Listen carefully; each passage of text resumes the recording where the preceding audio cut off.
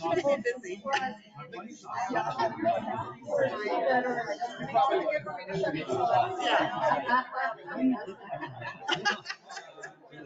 You dream about it. So, yeah. Oh, yeah. Good in your world? Yeah. Good.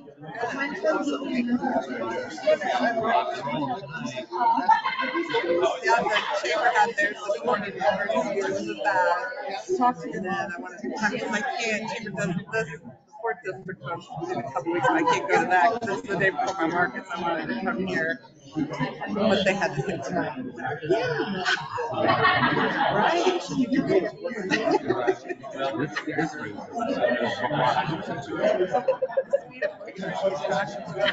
I mean, look at all the races.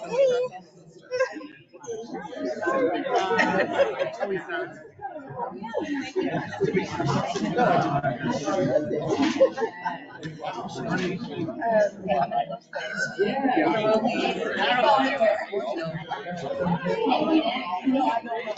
Yeah, interesting.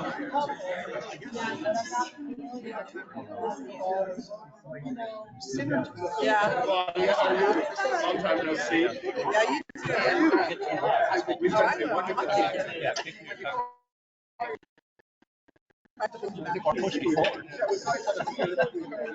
Well, but it's a little. Well, not enough. Just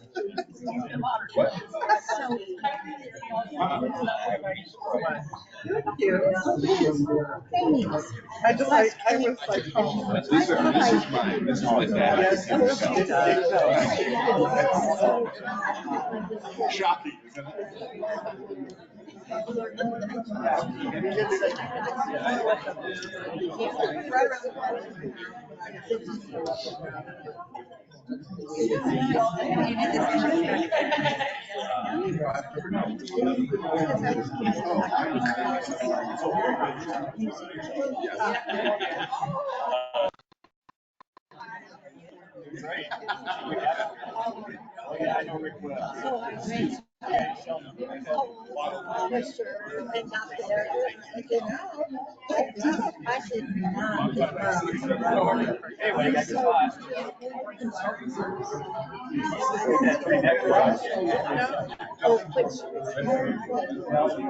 It'll be a good one. How are you?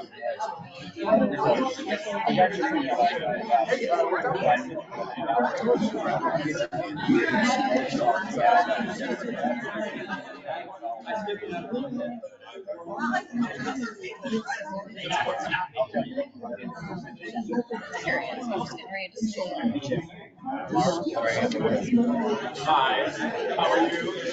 Good to see you too.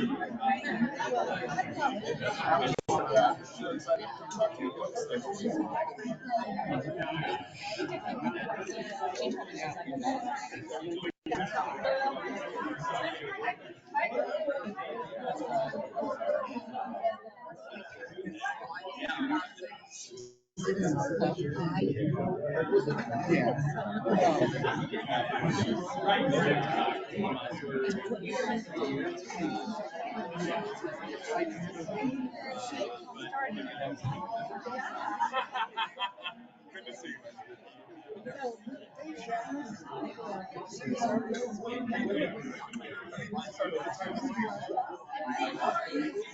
Oh, you did? How are you?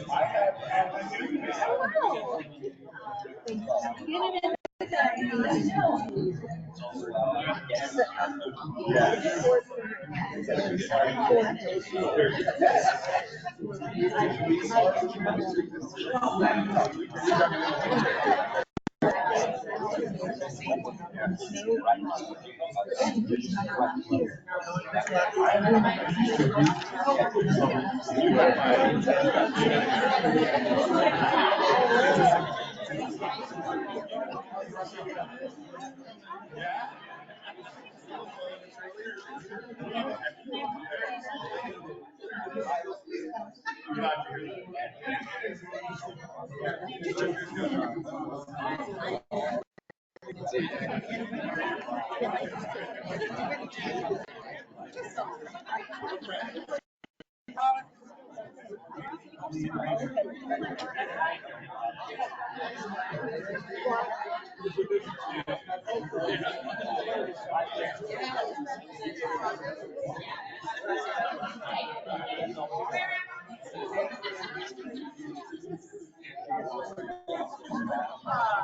how are you?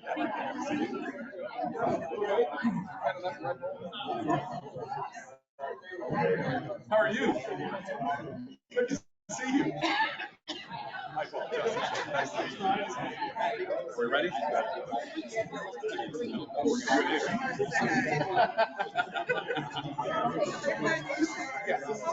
This is number 3.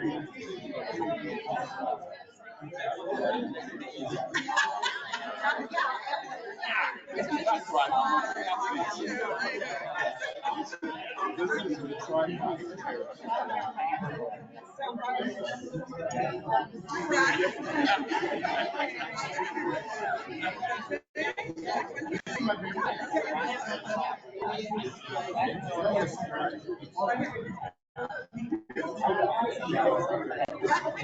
Are you guys, where are you going to be out of town? I'm just going to walk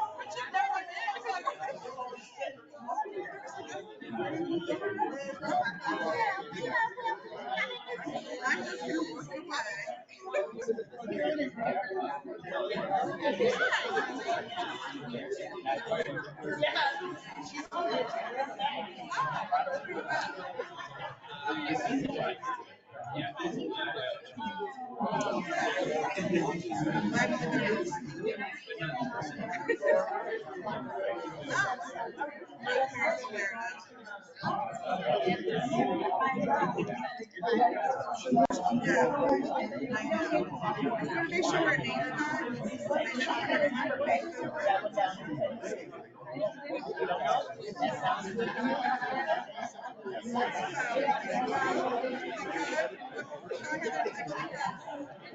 By you. Watch your bike.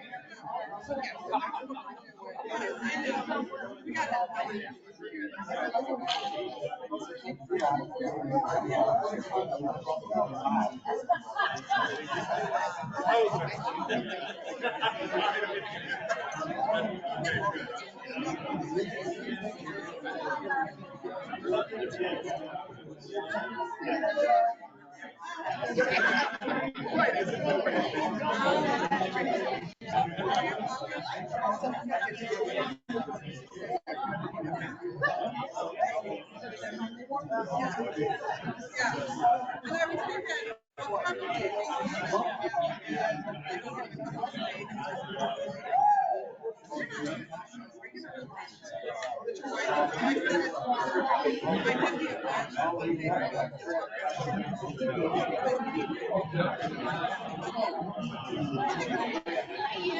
are you? Good. Yeah, had a great conversation this morning. Afternoon. Whatever. That was good. Yes, we're coming. Yeah, we've never had a district here. Oh, here I am. As much, not just here. Yes. So here we are. Yes, here too. Here some. All right, well, that's the one tonight. If there's anybody you guys want to take to, I can share.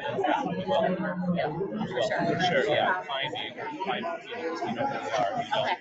Yeah. Okay. Yeah. Good to see you here. That's right.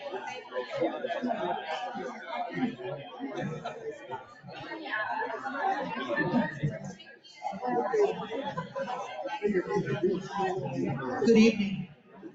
If I could get everyone to find a seat, please. Candidates, we've got in-district candidates at this table. You can choose your own seat. At large, down there, same thing.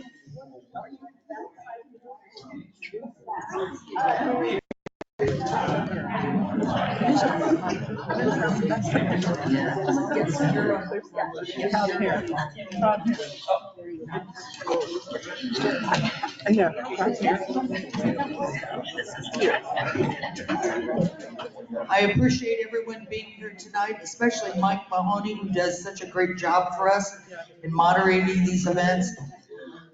We have invited all of the candidates and they all accepted. Want you to know that. This event is being co-sponsored by NNI, the Center for Neighborhoods. I never say that right. Where is Jenny? Am I saying it right this time? Council of Neighborhood Leaders. I say it wrong every time. Platte County EDC, Clay County EDC, NNI, and is there another one I'm missing? I thought, well, maybe not. Okay. We're going to turn it over to Mike Mahoney. Candidates, many of you brought your materials. You are welcome to do that, but I want you to know that as soon as you walk out of here this evening, if they're still here, we're throwing them away. So it'd be a good idea to take them with you. All right, thank you, Deb. First off, a thank you to all of you folks for showing up tonight and being citizens and being involved voters, because this is what democracy and why Kansas City works, is because people like you that show up at events like this take time out of your busy schedules to do these things. So a big thank you personally from me to you for spending part of your time being with us tonight on this. So thank you very much. Rules for this are going to be simple. We've got 7 candidates here tonight. Mr. Bunch is not here, the incumbent congressman, city councilman from the 4th district. He had a scheduling problem, so he didn't make it. Candidates, what we're going to do is I'm going to give each one of you 1 minute to do a brief bio about yourself. You're also going to get 1 minute each to answer the question. And what we're going to do is I'm going to probably start over here and then rotate through so that everybody gets an opportunity to answer a question first. And so that's the way we'll go. So we'll start with Mr. Henry Rizzo here, brief bio. And then if you would, Henry, just make sure you pass the mic on down. My name is Henry Rizzo. I'm a former state representative and county legislator. I have 2 children. One of my sons works for KCPD. The other one is a Missouri State Minority Floor Leader in the Missouri Senate. I have a wife of 45 years. I guess she's going to keep me.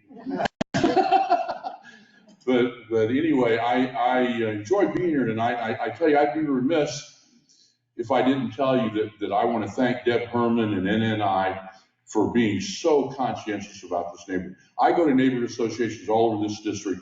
By far, this is the one with the most attendance. So I like to give Deb a big hand clap for all the things she does for this neighborhood. But anyway, so I think you've got 3 big issues that we're going to be talking about tonight, and as we go forward, we'll get into them. Hello, everyone. My name is Chrissy Dastrup, and I'm running for the 4th District City Council seat. I'm a mother of 4.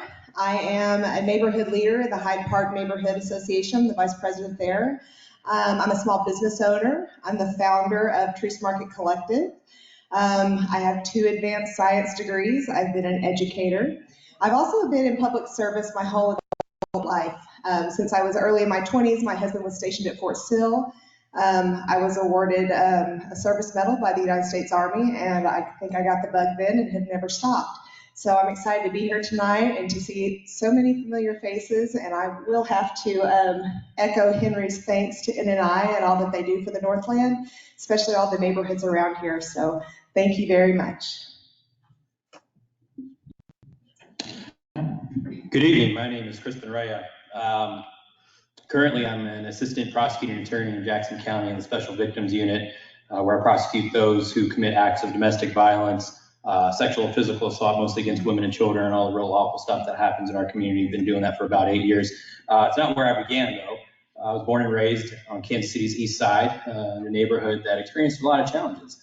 But it was because of the hard work of my parents, keeping me out of trouble, and my mom very involved in our neighborhood association. So I was that kid that was being drug along to neighborhood cleanups and night out against crime events, all that kind of stuff, that I went into a career of public service. I've experienced working at City Hall in the mayor's office, navigating the bureaucracy.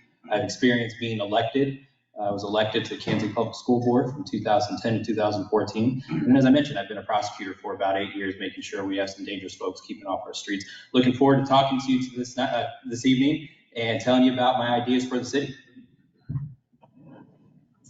Good evening, everybody. I'm Jess Blubaugh, running for 4th at large. I'm the daughter of 2 social workers, the granddaughter of a farmer and the granddaughter of a concrete company owner, and I have spent the last 20 years in the nonprofit sector. I'm currently the Chief Philanthropy Officer of the United Way of Greater Kansas City, but I've had my time working for organizations that are fighting for educational equity, advocating for girls and women in sports and Title IX.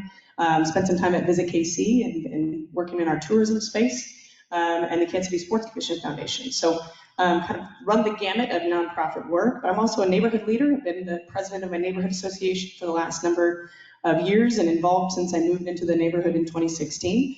I live in the neighborhood of Longfellow, which is just south of Children's Mercy. And I'm running because I think we need a different style of leadership. We need folks who are willing to lock arms and work together and have the gumption and the humility to say, I don't know everything. And I'm going to look around and find the people who do know, the experts on the topics that we need to fight for and the issues we need to solve. And thanks for having me tonight. Hi, my name is John David DiCaprio. I was born and raised in Northeast Kansas City. Went to Northeast High School and spent 25 years at the Italian Gardens restaurant, family restaurant. Worked down there for 25 years. And the last 22 years, I've owned my own small business, DiCaprio Foods. Done a lot of things around the city. Helped a lot of people, worked with the Salvation Army and the Boy Scouts. And I got the Rock Fest moved out of Liberty Memorial. And I'm just happy to be a part of this campaign, city council campaign. I think a small business person can make a difference in the city council. I'm not a politician, not on a lot of boards, but I can get things done. Well, good evening, everyone. My name is Justin Short. Justin Short for KC. Born and raised in the Northland. It is time to get a Northland-friendly vote south of the river, and we believe that very strongly. I went to Park Hill South High School, went off to the University of Missouri, and then I worked on a cruise ship for 7 years. I had my little apartment in Midtown Kansas City. I served on the Hillcrest Board, the Salvation Army Board, and most recently was appointed by Councilwoman Shields and by Councilman Eric Bunch to the LGBTQ Commission of Kansas City, where I served as the District 4 representative. It was time for me to run for an elected position. I believe that a brighter, stronger, and more vibrant Kansas City is possible. We can do it as long as we have folks who are full-time leaders, who are not splitting their time with other priorities. It is time for someone in the city council seat in the 4th District at large who is fully focused. On April 4th, I would encourage you to stand tall, vote short.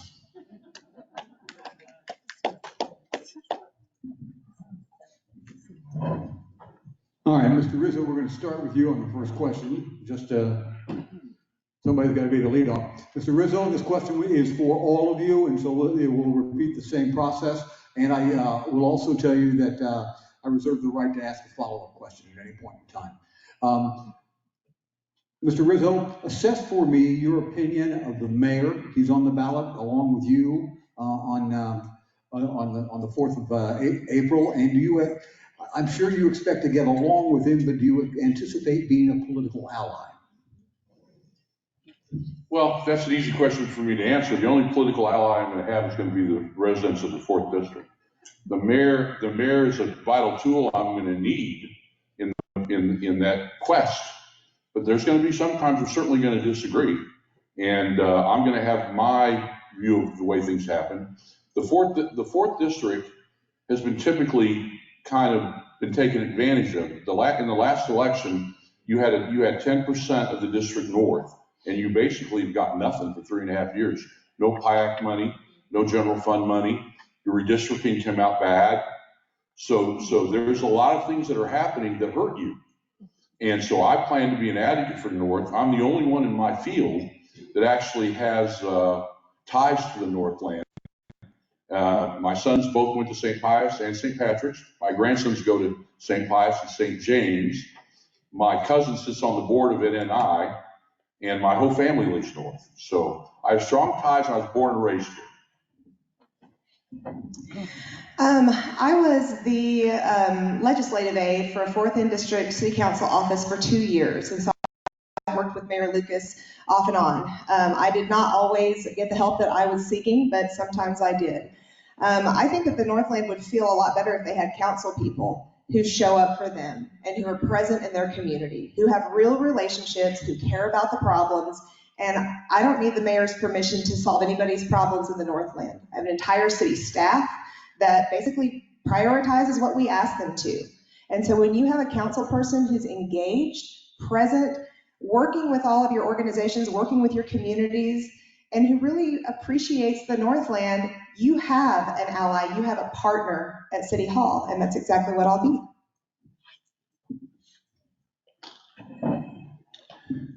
I've known the mayor for a long time, but I've never had a working relationship with him. So I can't speak to what kind of working relationship we will have. We'll see when I have the opportunity to actually work with him. Where we agree, we'll work together. Where we don't, well, we might do something a little different. But I can tell you this, that I've spent a lot of time disagreeing with folks over the last 8 years. No one disagrees more than a defense attorney and a prosecutor. And I can tell you, even with defense attorneys who I don't agree with, who I don't like, I still have to find a way to identify the common ground and to come to a good result that serves who I'm representing as a prosecutor, which is a victim. And that's an approach that I believe directly translates to City Hall. If the mayor wants to tackle our homicide rate, we're going to work together on it. If he doesn't, we're going to do something else. I've known Quentin for a long time as well, and I think I've worked adjacent to him when I was a Visit KC, and I think we will find allyship when we are aligned on certain things, and we won't when we are just in disagreement. And I think through disagreement, though, we have to have the next iteration of council members who are willing to work together in spite of disagreement. I think we have to get back to one city. We have to get back to a consensus of a group of folks working around that table who are willing to lock arms, have hard conversations, but still get to decisions that are cohesive and benefit the entire community, north and south. We have to get back to a council who is collaborating across all of our divide lines. And I think that includes the mayor, and it includes when we agree on things and when we don't. Well, from what I hear from people, I think half the people hate the guy and the other half love him. And I'm kind of in the middle. I mean, I think that he is out there. I mean, you can't turn on the TV without seeing him somewhere. And that's a good thing. I remember when Berkeley was the mayor, he never missed a picnic as long as the food was good. But Quentin Lucas is, like I said, people tell me that why you see him so much, because he's looking to get to the next level. And that's his prerogative, and that might be the case. But he's got 4 years that he needs to worry about Kansas City before he starts worrying about getting to the next position. So defunding the police, that's BS. That's not something I'm for. But like I said, half the people are for him, half are against him. By Kansas City Charter, we have what's called a weak form of mayoral governance, which basically means that you need 12 votes, and the mayor is the tie-breaking vote. The very idea that we would agree with someone 100% of the time is completely erroneous. There are things that he has done that I've agreed with. There are things that he has done where I had a very intense conversation. When he appointed me to a city commission, we did end up having a lot of conversations about some really difficult things, particularly things that we didn't agree on. And I think it's healthy and important to have those conversations while also building a relationship. A lot of times we get stuck in this idea that just because I don't agree with you means that I can't have a conversation with you. That's not true either. I can have a conversation and work with you even if I don't agree with you. The yellow, I love it, Terry, thank you. So the fact that we would have the idea that we're going to agree with the leader of our city 100% of the time just isn't realistic. But we can work together, and we don't have a choice.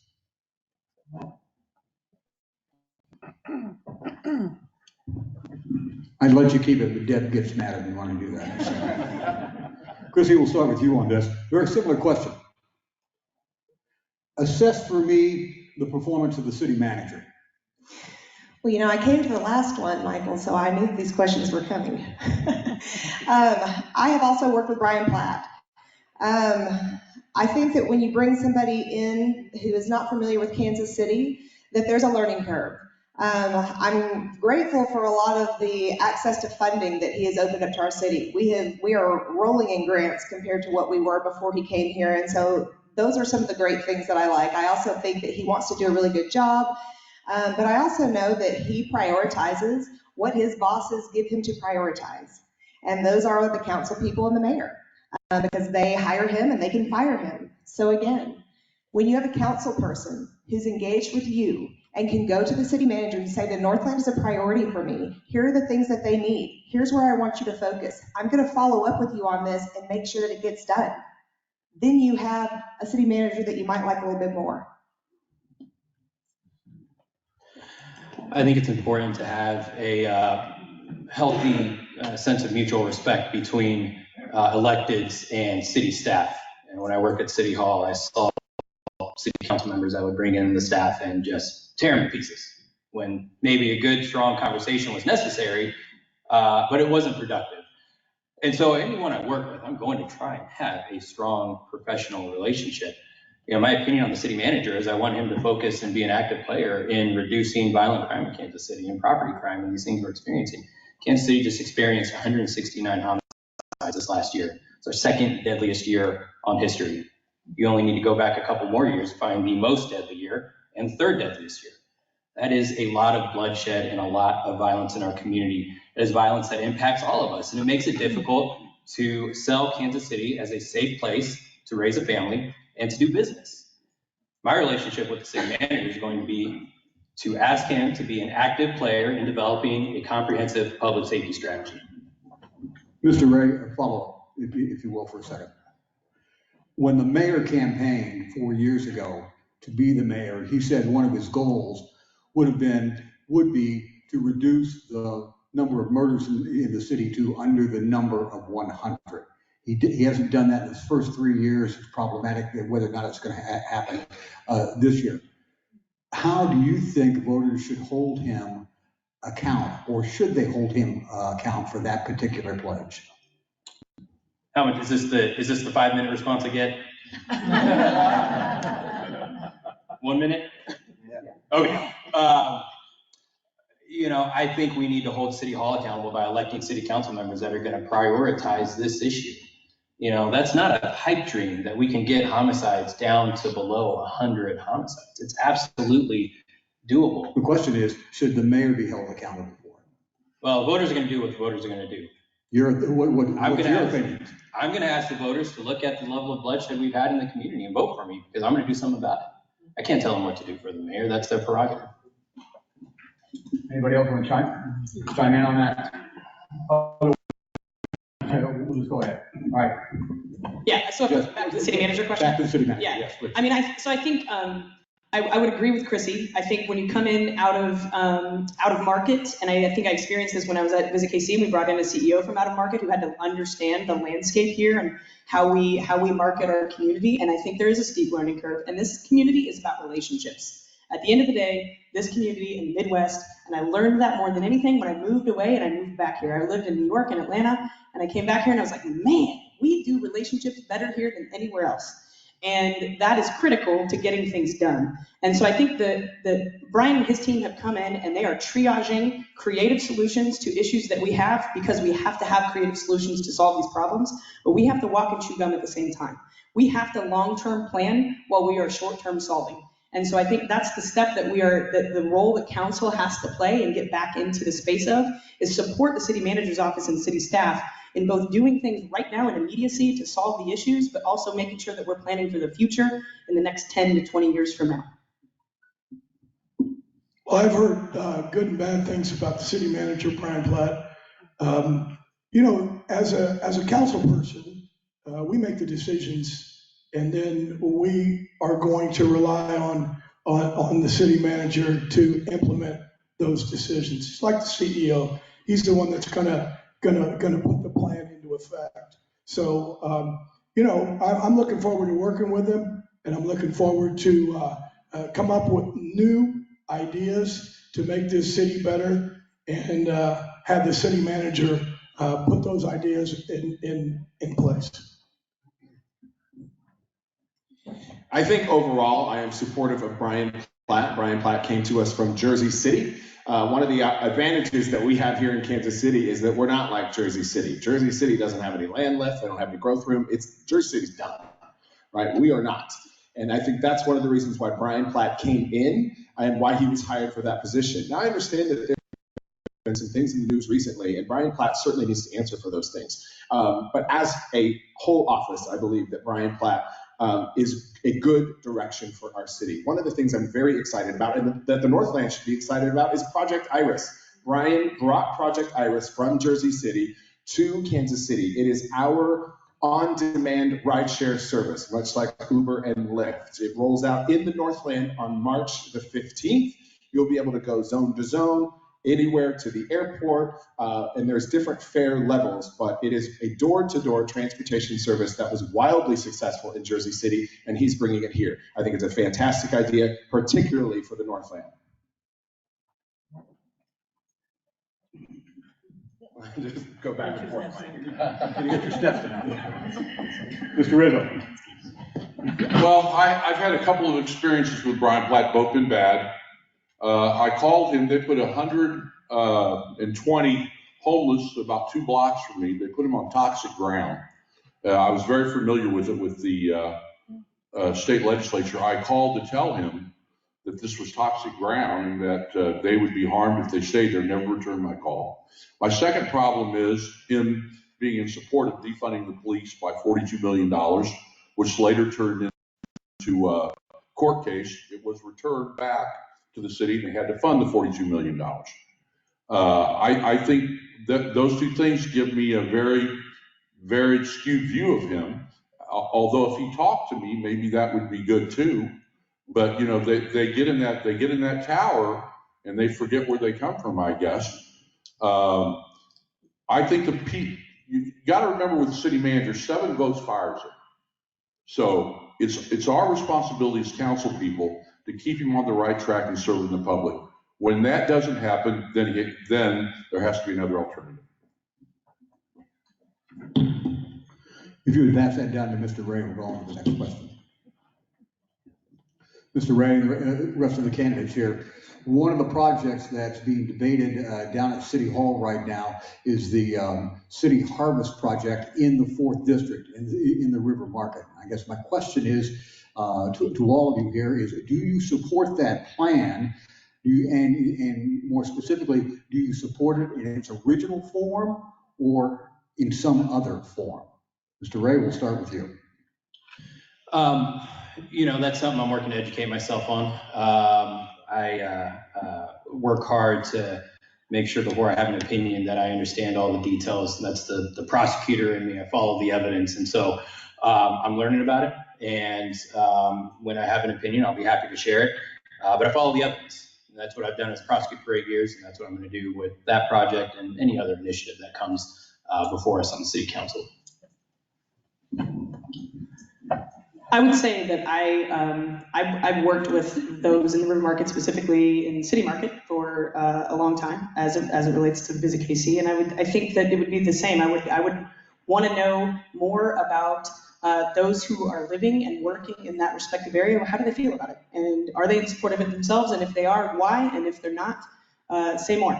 I think part of what I see personally as an issue with our current, some, not all, but some of our current council members, is a lack of deep dive and to understand the issue at hand and really educating themselves on what's in front of them before they make decisions on policy, and then also thinking about enacting that in policy, and what does it look like in actuality when it's being put into motion? What are the ripple effects of whatever that ordinance is? So I think on any of these conversations that we're having about what's being debated currently, if we're not educated on it, we got to learn more. So that's my stance. Quick follow-up here. What do you understand to be, at least in your mind, the major problem with that project? I do not have a good grasp on what that major problem is. All right, very good. Well, when I was young, the city market used to be a market, used to be a city market, used to be able to, all the local people that grew products used to come down. Now it's like going to a shopping mall, and it's mostly expensive apartments and a lot of crime down there. I have a personal problem with them because I tried to sell my cookies down there, and they wouldn't let me sell my cookies down there because there was another guy selling cookies down there. And I took them to court, and of course I lost because I'm not a member of the establishment. But, there's 10 people selling bananas. There's only 1 people selling cookies. And those cookies come from New York. And my cookies come from Kansas City. So this doesn't answer your question, but it's my personal experience with it.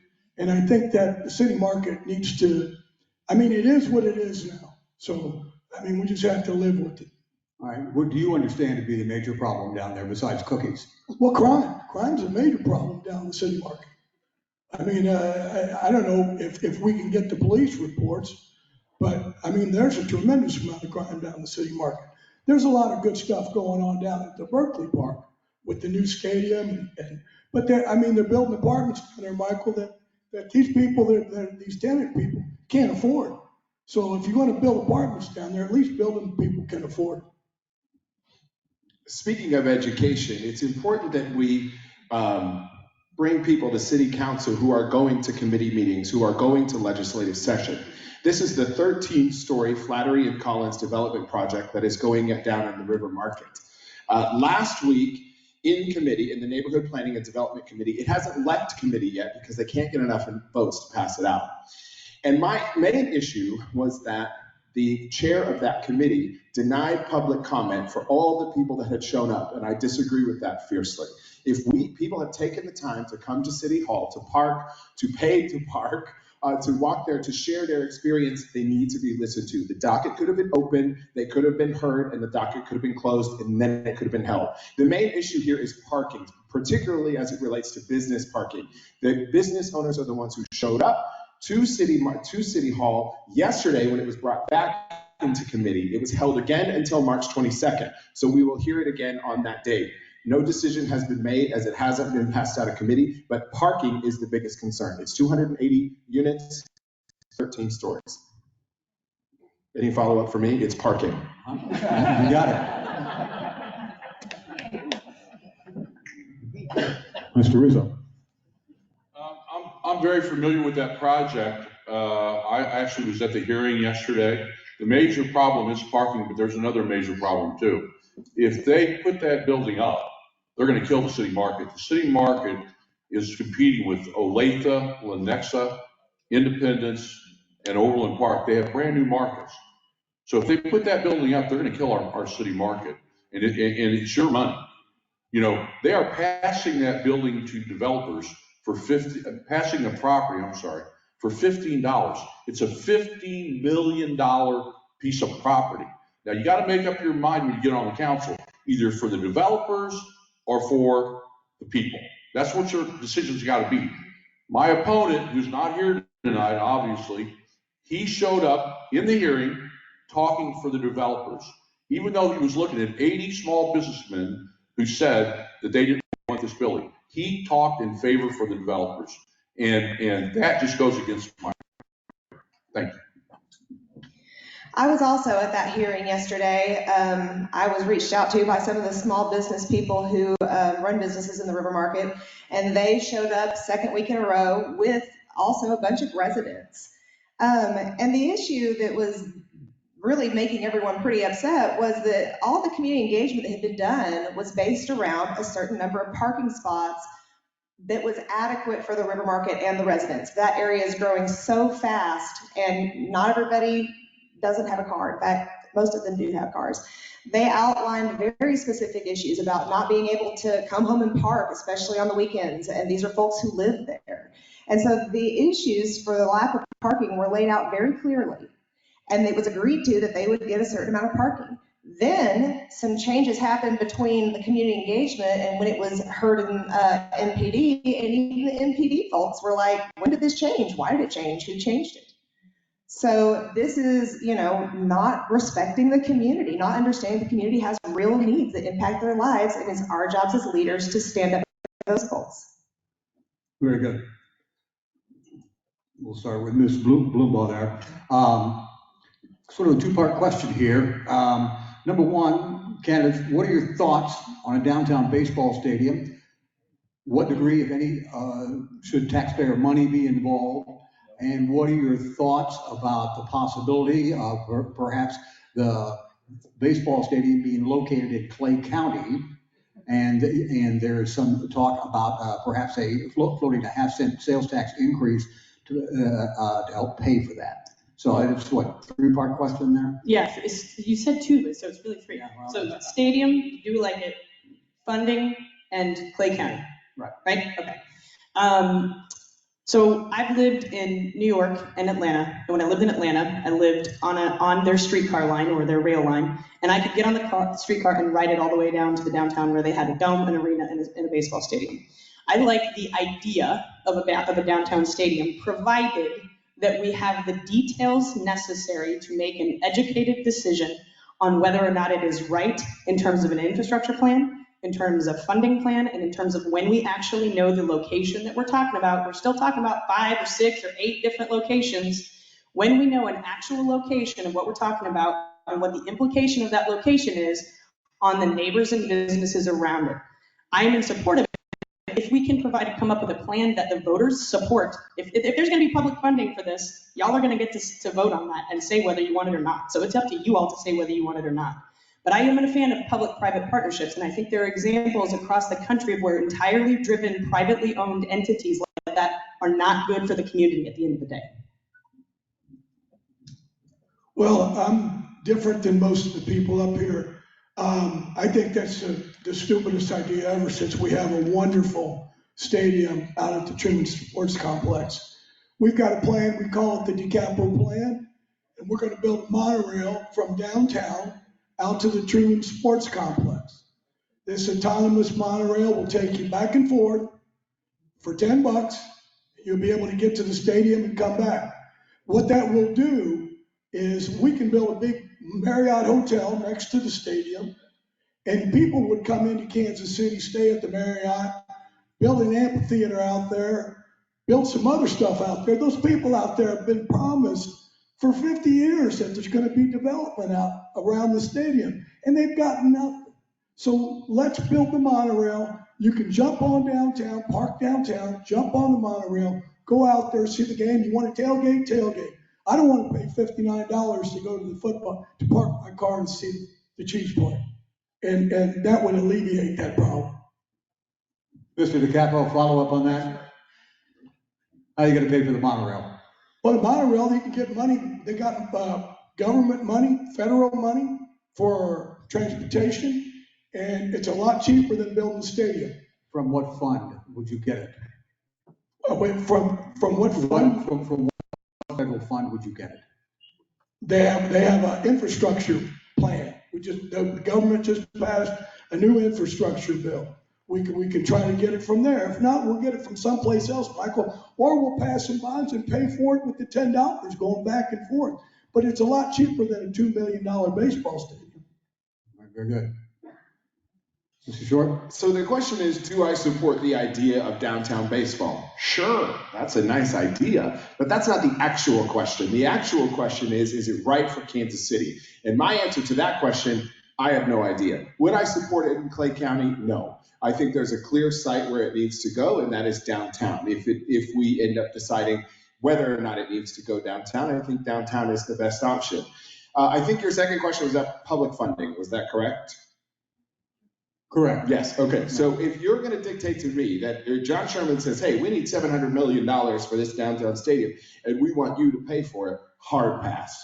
Okay, so I think that there are a lot of conversations that need to be had that haven't been had. We don't know any of the details, particularly as it surrounds funding. We don't know. It's a nice idea, John, but how are we going to pay for it? We're talking about a $1 billion stadium with another $1.1 billion district that would be privately financed by other investors, but you still have to build a $1 billion facility. It would be one of the largest infrastructure projects since the airport we just completed. So yes, no, maybe?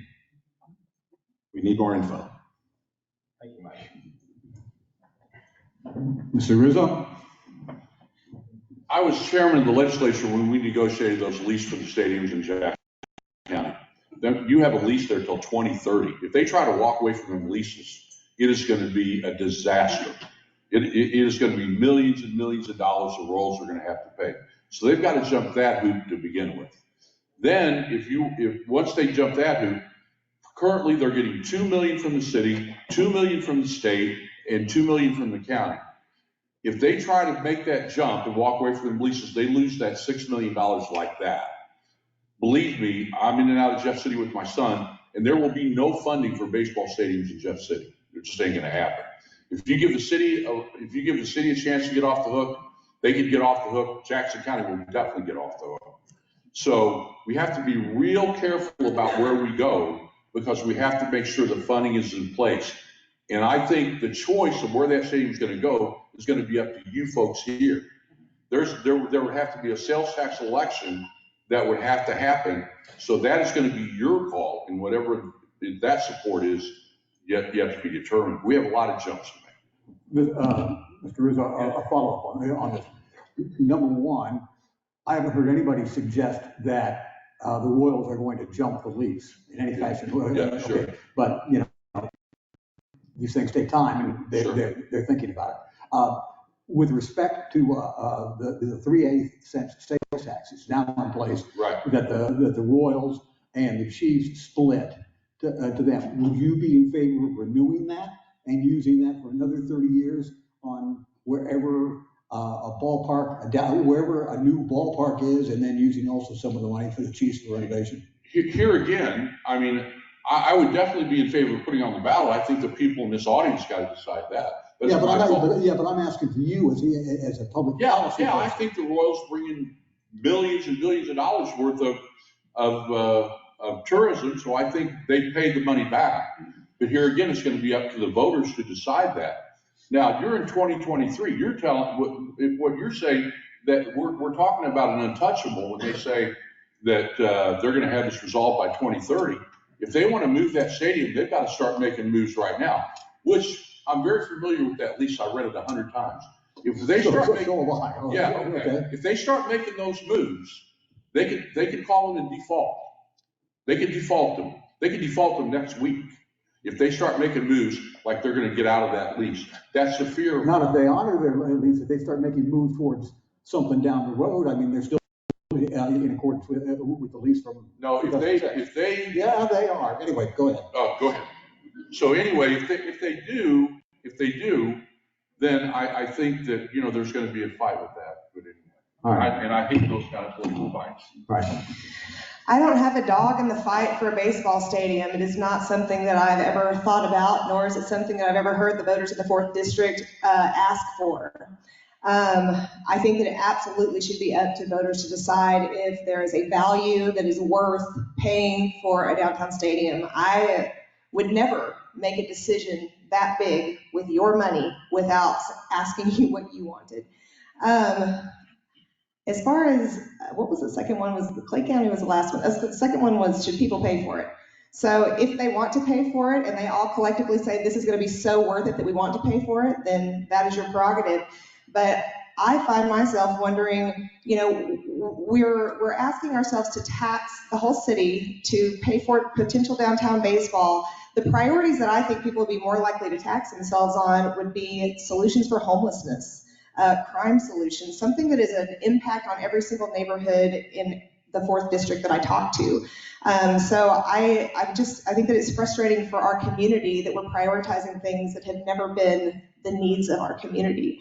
And then as far as Clay County goes, Clay County voters would need to make that decision, and I hope that they'll be asked if it comes to that. Again, as public policy leader though, are you going to indicate to them what your position is going to be on it? My position is that it is absolutely the voters' decision. I don't think it's a priority for me, and it's not a priority for most of the people I speak with. As a city council person, people are going to look for you for some leadership on that. Don't you feel any sort of sense of obligation to express your own thought? My obligation will be to make sure that voters are fully informed on the issue, completely understand the financial impact if it's being asked for them to be voted on. So and obviously the financial impact that it would have if we were to lose the Royals to another state. All of this is fully informed voters, and if the voters are going to make decisions on this, then my job is to make sure that they are fully informed, and depending on the deal that would be offered, I would have to form my opinion around that. But making sure everyone's fully educated with no BS is what that would be my priority. Very good.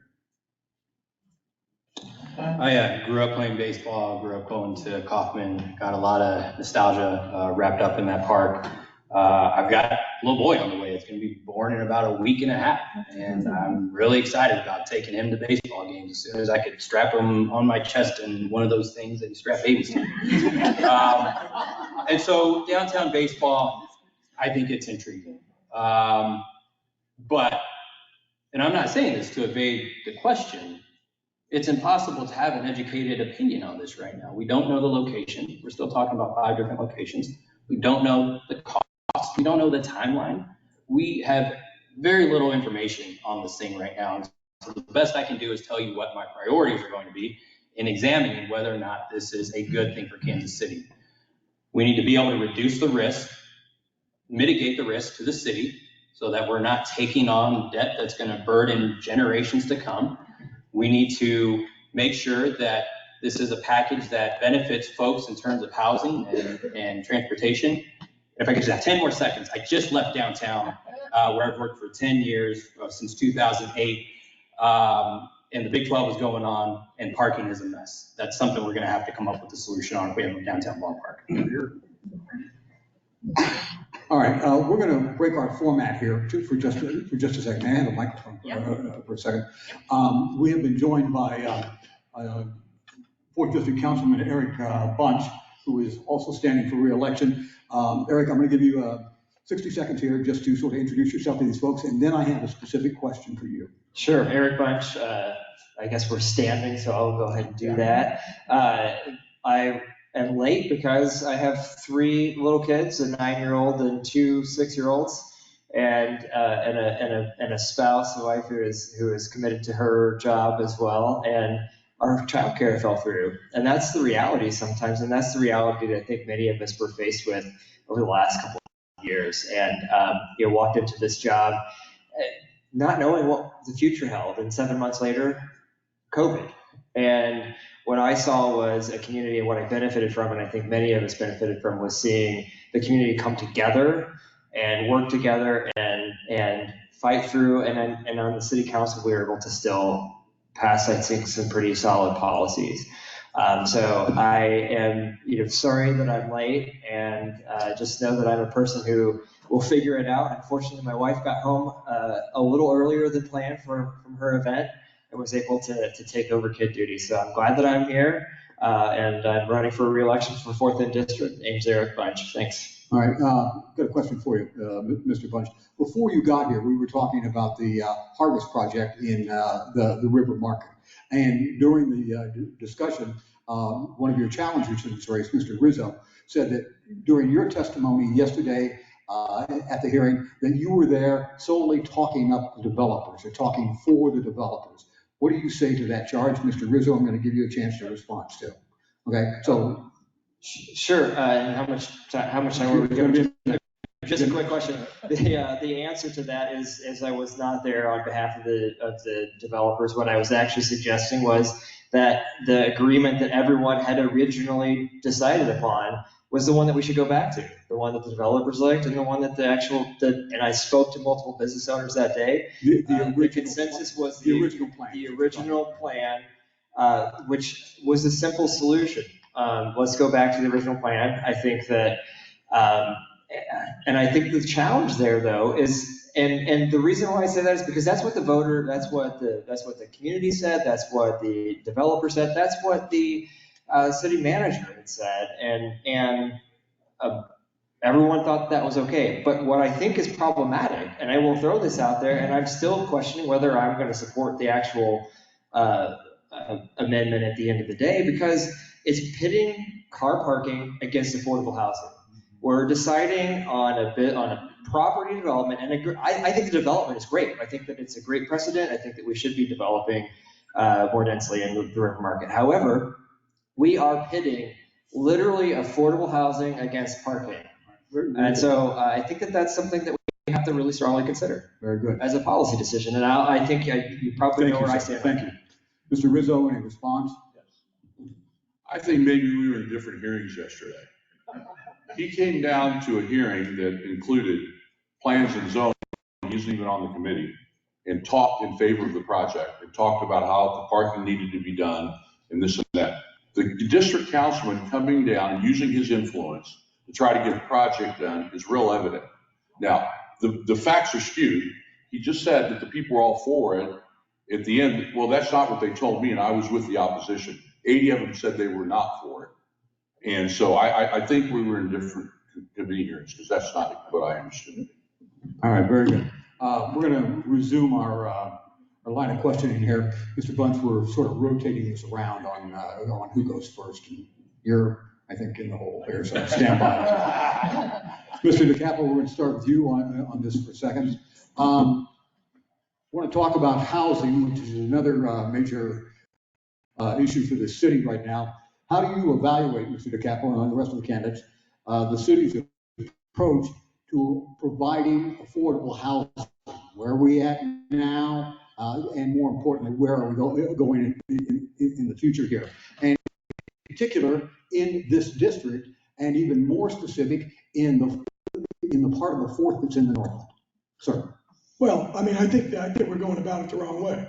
I mean, all we're doing is giving big developers a blank check in some instances. We're giving them incentives, and they build these apartment complexes, and 6 months after they build them and get them filled up, they take 15, 20, $25 million out of the deal and move on to the next thing. And the next person that comes in and buys that gets to keep those incentives. Like we discussed earlier today, we ought to have developers coming in to Kansas City who are going to build low-cost housing.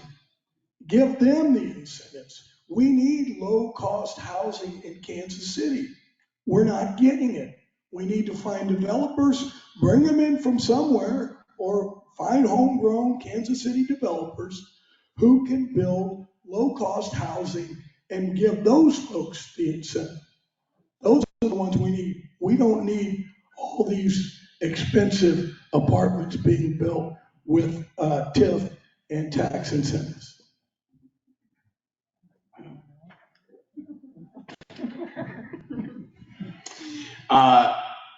The idea that we have a surplus of luxury housing just isn't true. I manage a high-rise apartment building downtown, and we are 97% occupied. No building downtown is below 94% occupied. So we have done a great job at doing market rate housing, but we have a duty to provide truly affordable housing in this city, not only as it relates to multifamily, but also single family.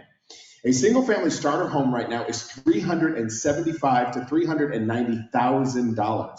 That is outrageous, okay? And this affordable housing trust fund that we passed in November of 2022, $50 million, we have $25 million in there from some ARPA funding, gives the opportunity for quote unquote regular developers to subsidize their own building, whether it's single family homes, whether it's multifamily housing, to give us rent rates that are at a truly affordable level. And that is at an AMI that is Kansas City specific, not the region. We'll have a lot more. Sorry, I like housing, but we'll talk about it later, I guess. Very good. Mr. Bunch, the question is evaluate the state of affordable housing in Kansas City in the fourth and specifically in the Northland. Sure. I'll just go back to the project that we were just talking about, since both of my opponents were there yesterday speaking against the development because they wanted more parking in exchange for 15 units of affordable housing. We gave up 15 units of affordable housing to put in more parking spaces. So we are faced every day as city council members on Thursday afternoons, we're making decisions that we're having to pit priorities against one another. In this case, I'm in favor of more affordable housing, period. And I think that those decisions, as they come to us, have to be evaluated every single time. And I think in order to get to a point where we're building more affordable housing, you have to have policymakers actually make that call. That was my decision, and that's what I'm going to continue fighting for. In terms of affordable housing across the board, the city needs to be investing more into it. I think we need to build up our community development corporations. We need to evaluate our own city-owned land for potential for more affordable housing development. But I've fought very hard for affordable housing over my 4 years in the city council, and I'll continue to do so.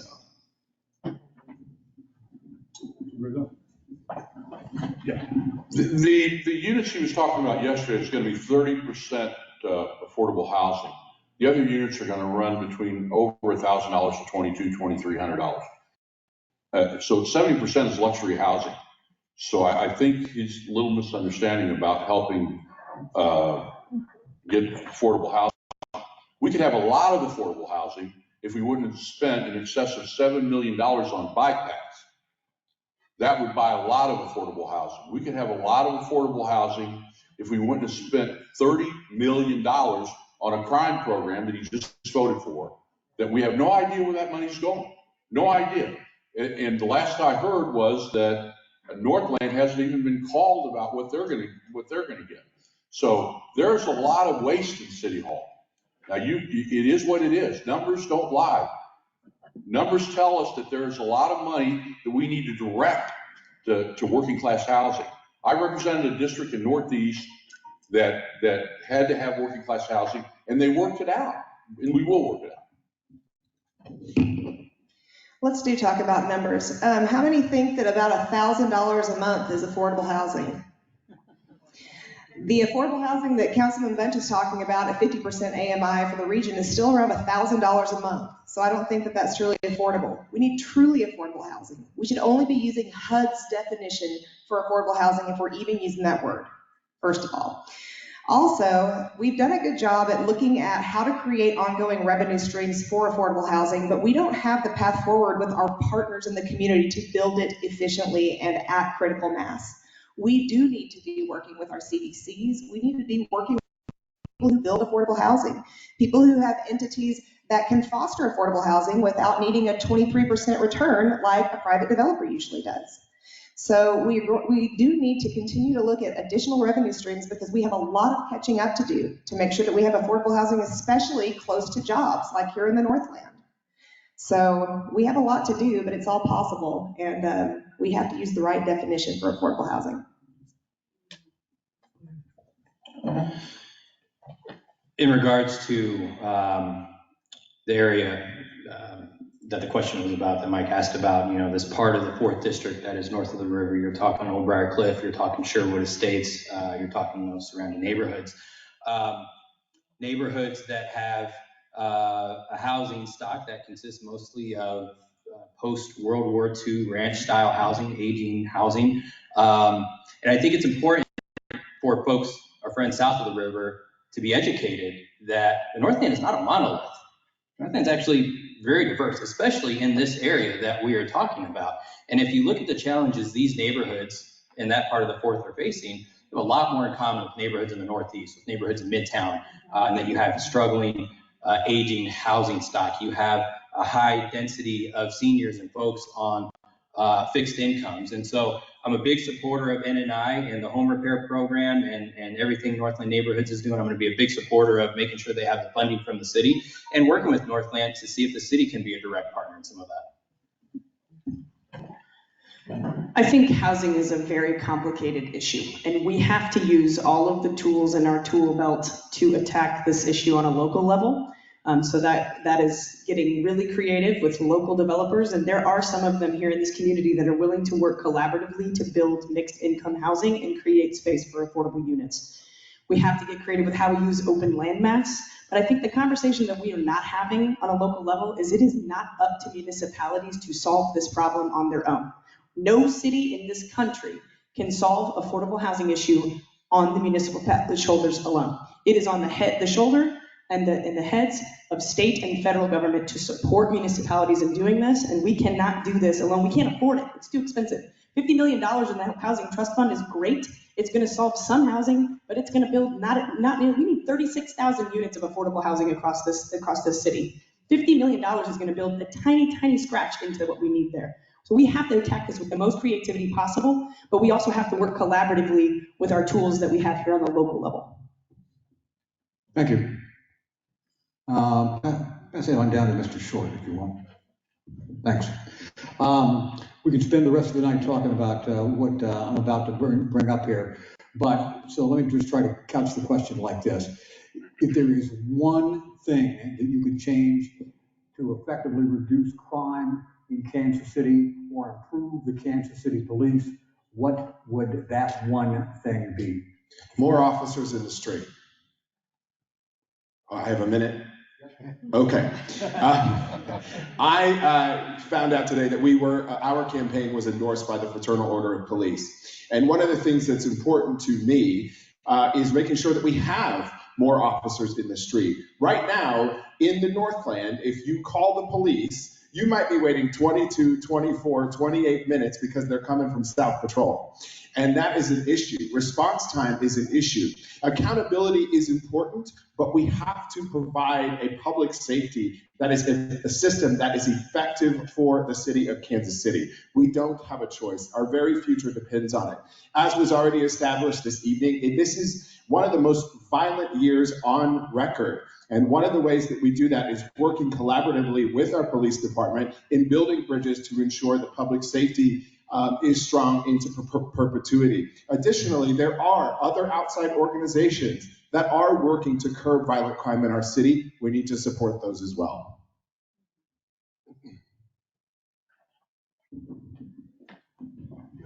Mr. Bunch.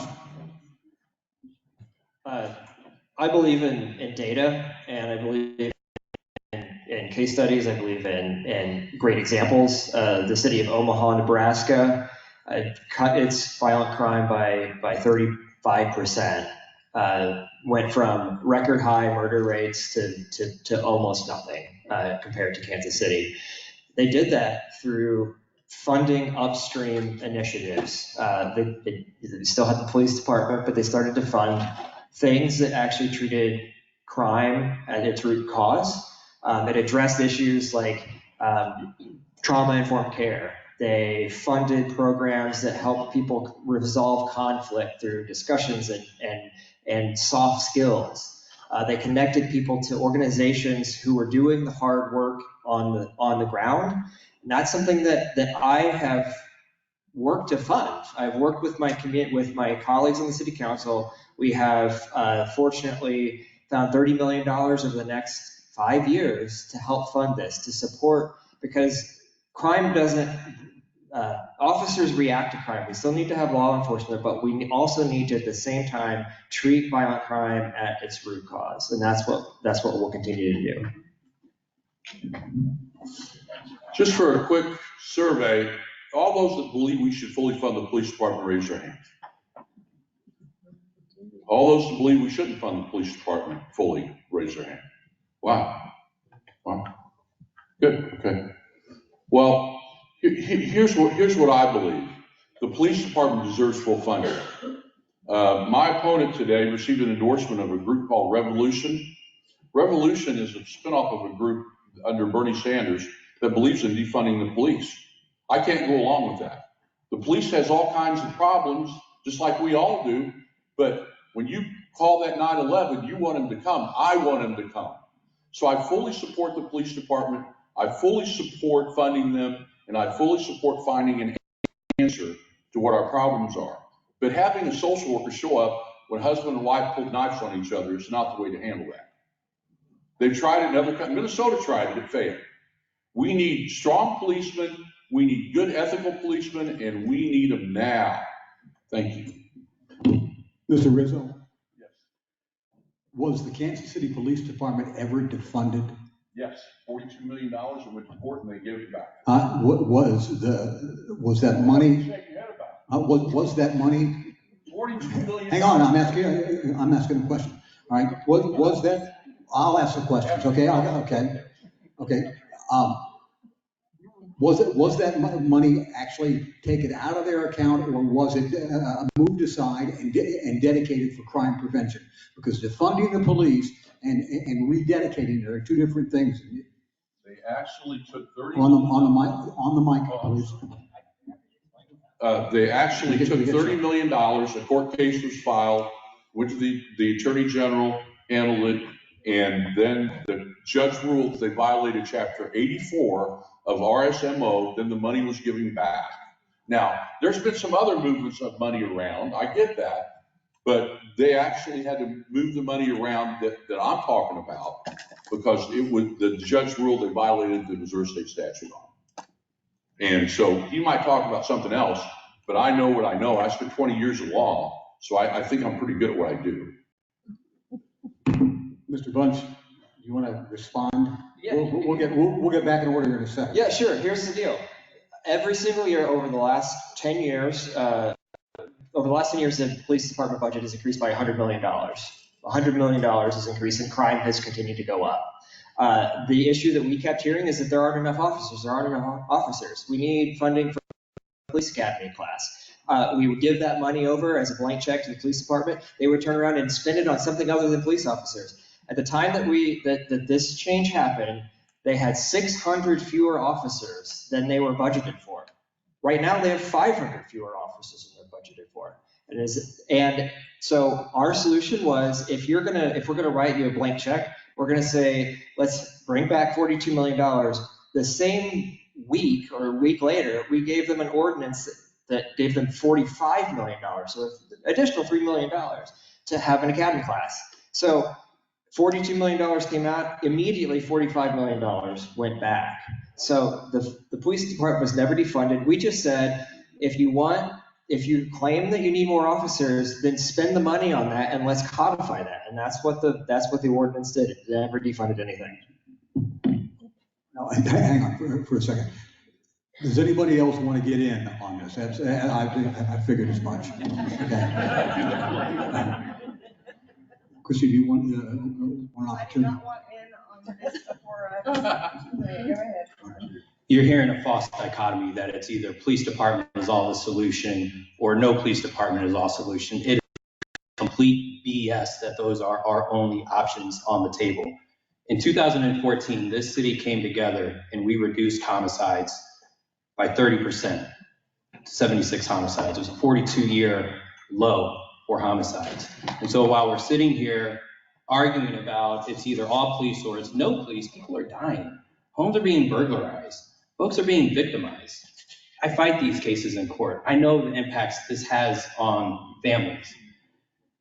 We need an evidence-based, comprehensive, cohesive public safety strategy. We don't have it right now. City Council just approved $30 million for an approach. My concern is that it's going to shotgun out to a bunch of organizations that's not going to result in any kind of substantive reductions in violent crime. We did this in 2014 because those were the important elements of the public safety strategy. We'd have to do things a little differently, but that's the kind of strategy and heavy lift that we need. We need to elevate beyond this dichotomy with folks who are ready to get things done. Anybody else on this? Well, okay, where we're going right now is on this defund question, and then I'm going to circle back and start with Chrissy and continue the discussion about your single solution.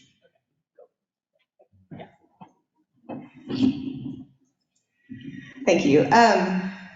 So we do not currently have local control of our police department as a city. But what I have is really great relationships with many of the officers on KCPD. I think that what we need is better relationships with our officers who are working at CAN centers, who are local patrol for different neighborhoods. That's a big part of what NNI has brought to the Northland that we don't have south of the river. I think CAN centers are a huge benefit to the community. We have a West Side CAN center down there. But what you guys do here when the police come in and say, hey, here's our curriculum for small business owners on how to keep their storefront safe, how to keep their community safe, that's a huge value to a neighborhood when it comes to safety. And I think that we need a lot more of that throughout the 4th District. I also think that we need to be working with our police officers to make sure that we are keeping them safe and keeping them well cared for, that they have all of the support that they need, but we need for them to be working with us as community leaders in communities to solve crime at a community level. And so that's what I would do. I think CAN centers are a really great tool for that, a great process for that. Mr. Ray, we're back on the original question here, which was, what would your single recommendation or improvement, if you could make only one, be in terms of improving the cops? Improving the police department specifically. Yeah. So I work with 3 units of detectives within KCPD specifically. So we're SVU, so we work with the DV detectives, we work with the sex crimes detectives, and we work with the juvenile detectives. So those are the detectives that handle sexual assaults, physical abuse involving children. So very, very difficult stuff. And I tell you what, if I screwed something up and realized that tomorrow morning I had a hearing that I needed one to come and testify at, they would drop everything they were doing with no reservations and show up and be there. So these are folks that care about their cases. They care about making sure our victims are protected. They're stretched thin. We feel the effects of that. They're stretched thin at all ranks. And so I would fight for hiring more officers. That's on the police department to do that. But I'd certainly, if I could wave the magic wand, I'd tell them to use some of that money to get some more folks working those cases and solving those cases for women and children. Police don't solve crimes, they react to them, right? They don't prevent crimes, I'm sorry, they solve crimes, but they react to them, they don't prevent crimes. And I strongly believe that we look at police officers very similarly to how we look at teachers. We expect them to be far more than what their job is cut out to be. And in order for us to prevent crime, to take the load off of what the burden that our officers are carrying every single day, we have to go upstream. We have to get preventative in how we are going to disrupt the path of people on the path to create crimes, right, or to commit crimes. That is addressing poverty, that is addressing homelessness, that is addressing substance abuse, that is addressing mental illness. There are thousands of organizations across this community that are doing work in those respective areas already right now. We have to do a better job of connecting those organizations, throwing fuel on their fire, enabling them to do the jobs they are empowered to do, and supporting our officers on a daily basis. We need a collaborative, accountable relationship with our police department, and we have to take the rhetoric out of this or that conversation. That's politicized. We have to work together. When I graduated high school in 1976, Northeast, about 10 of the graduates got into the police force. And of course, they're all retired now. But we definitely need to get into the schools, and we got to find these young people that want to be police officers, and we got to train them. And once we train them, we got to pay them, and we got to respect them. And it would be great if we could take those kids out of those communities, pay them, train them, and then put them back in the community where they came from. The police today don't get the respect. They don't get paid what the firemen get, and their job is just as dangerous. And what he said about getting the fraternal order of police, I called the guy 4 times. He never called me back. And that's a problem not only with the police, that's a problem with City Hall. You call, you're a city council person, 9 times out of 10, they don't call you back.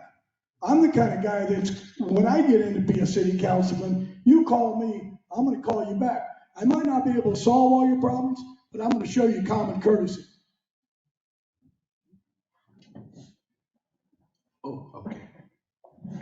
You're not last in the relay for a change. Mr. Bunch, we'll start with you. There are a lot of campaigns this spring for the city council to talk about growing the city, attracting young families, protecting and encouraging small businesses. Tonight, however, you are in front of an audience of folks that are pretty much, for a large extent, established Kansas Cityans in established neighborhoods who wonder where they fit in over the next 4 years in terms of City Hall, and a lot of these folks up here think that the Northland gets the short end of the stick and always has, regardless of whether or not the facts back that up. And then the other thing I'll just point out is that, probably 9 out of these 10 folks in this room tonight are going to vote on April the 4th, for sure. So candidates, I'd like you all to talk about addressing the needs of well-established Kansas Cityans, people in older neighborhoods, and folks like the ones that live here in the Northland. Mr. Bunch. Yeah, a couple of things that I've as I come to NNI's Northland problem solving event once a month, the recurring things we hear are basic services. Sidewalks. This is a lot of first ring suburbs where it was built without sidewalks, and you have amazing neighborhood schools that kids have a challenge to get to. So another one is North Oak Trafficway is one that I keep hearing over and over and over again that we got a good start on it, we never finished it. So a few things that are already in the works, we're investing more money into sidewalks. I would propose to do more because we know that kids fare better, they have better health outcomes, they learn more when they can get out and explore their neighborhoods or maybe walk to school. We're patching sidewalks and finishing some segments of sidewalks as we speak. We've actually secured, I think, $9 million to implement the North Oak Trafficway plan to continue that progress moving forward. And we need to improve public transportation north of the river. We are starting with launch of the IRIS program that will launch later this year, or later this month. So I'm excited about that. Plus, we're getting recycle bins with lids on them finally, so your recycling doesn't boil all over the neighborhood. I think the proof is in the pudding. For 3.5 years, you've got no funding from the City Hall. PIA, general fund, go bonds, nothing. Now all of a sudden election time comes and he wants to give you a little bitty bits and pieces of what's going on. The Northland only had 10% of his district when he ran the first time. So he basically ignored you for 3.5 years. Now we're at election time and he's trying to make that up. I'm going to be there full time. You're going to get a fair distribution of money and you're going to get what you deserve. You're getting right now, by my numbers, you're getting 8% of the revenue of what you should get. You know what you're bringing into the city? 70%. 70%. 70% of the Northbound revenues are going to the city, and you're getting 8%. Something about that isn't right. And all of a sudden, during election time, everybody wants to come to the rescue. Everybody. But it's not the way to do it. Be there all the time or don't be there at all.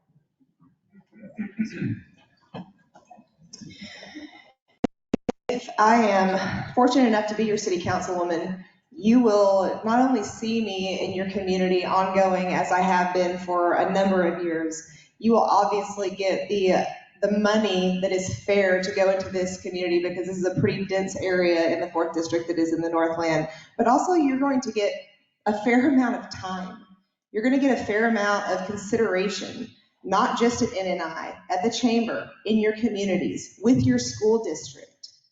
There's a lot that we can learn from the Northland south of the river, and I know that because I've been up here for a long time. You have incredible education programs. You have great neighborhood coordination. You have a lot of institutional jewels like Ms. Gorman, who's sitting in front of me right now. You need somebody who's invested in you. And so it's not just about the money. That should be the bare minimum. You also need the time and the consideration that you deserve because you're part of the 4th District.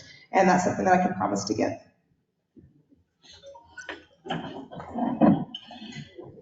When I worked at City Hall, I thought one of the greatest things that some of the other districts did was have regular monthly neighborhood meetings for all the neighborhood leaders within that district. That's certainly something that I want to start here in the 4th District. I mean, heck, we could even do some of these north of the river where we are bringing these folks from, I live down in Valentine and Midtown up north of the river for these meetings. And we can use those as opportunities to talk about the issues that are important to folks, to listen, to hear, to gain your input on what's coming down the pipeline in the city. I will be accessible. I will be here. I will show up to your meetings. Like I said, I grew up in a culture of going to these neighborhood association meetings and night out against crime events. I was trying to be a tough kid in the neighborhood, and there I was out picking up trash with my mom in front of all my friends. So that is very important to me. You know, we need to bring folks together, though. We need to resist this temptation to make it north versus south, because I'm telling you, we have a lot of shared values.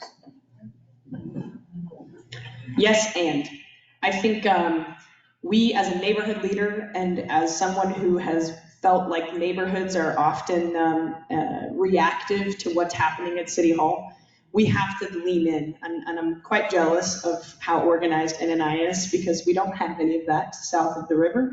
And I think we have a lot to learn from that. And I think part of what we have to be responsive to is the varied need and diverse need of the districts that span across this very large city that we live in. We have a city that is 320 plus square miles, and a good chunk of that is north of the river. And y'all are growing fast. And so we have to be responsive to those changes and to that growth and to listening. And I agree with Crispin, and I think we've both said it, and you're gonna probably hear that from all of us up here. We have to come together. We have to get back to a city that is willing to lock arms and walk forward together and listen to each other and be responsive to the respective needs of the areas where we are elected to represent. And those needs look different in the Northland than they do in the very south of our city as well. Well, I think the Northland's doing great. I think the Northland is the shining star of our city.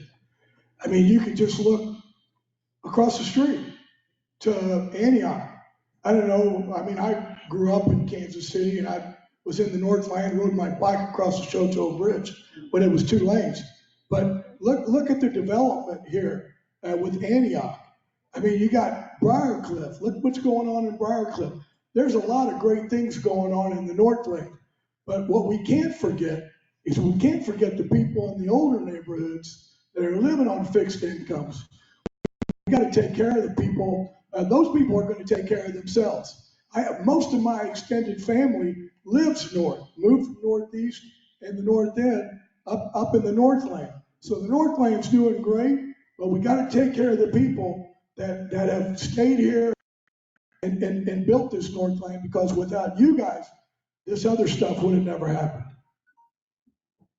As someone who is endorsed by Northland Strong, I understand that we have a $2.01 billion budget ahead of us. And I believe it is important for us to do what's called priority-based budgeting, which is something that's going through City Hall. There is a lot of growth here north of the river, and particularly as it relates to new home building. You know, 80% of our new home permits come from the Northland. We need to be thinking about that when we are prioritizing budget. Along with NNI, you've got KCNAC, the Kansas City Neighborhood Advisory Council. They're having a meeting here next Thursday from 6 to 7. They're talking about short-term rental. It's going to be a hot topic. But I am from the Northland. I have walked neighborhoods with friends, Greenwood Hills. I have seen the states of streets. I have seen ditches the size of Dallas. I have walked Maple Park. I have seen trees that have ripped across sidewalks, and people can't use them anymore. I am from the Northland. I understand the Northland. We are going to get Briarcliff Greenway out to Waterworks Park. Mr. Johnston, if it's the last thing I do, I believe in the Northland and the future as it relates to this entire city. Santol, vote short. That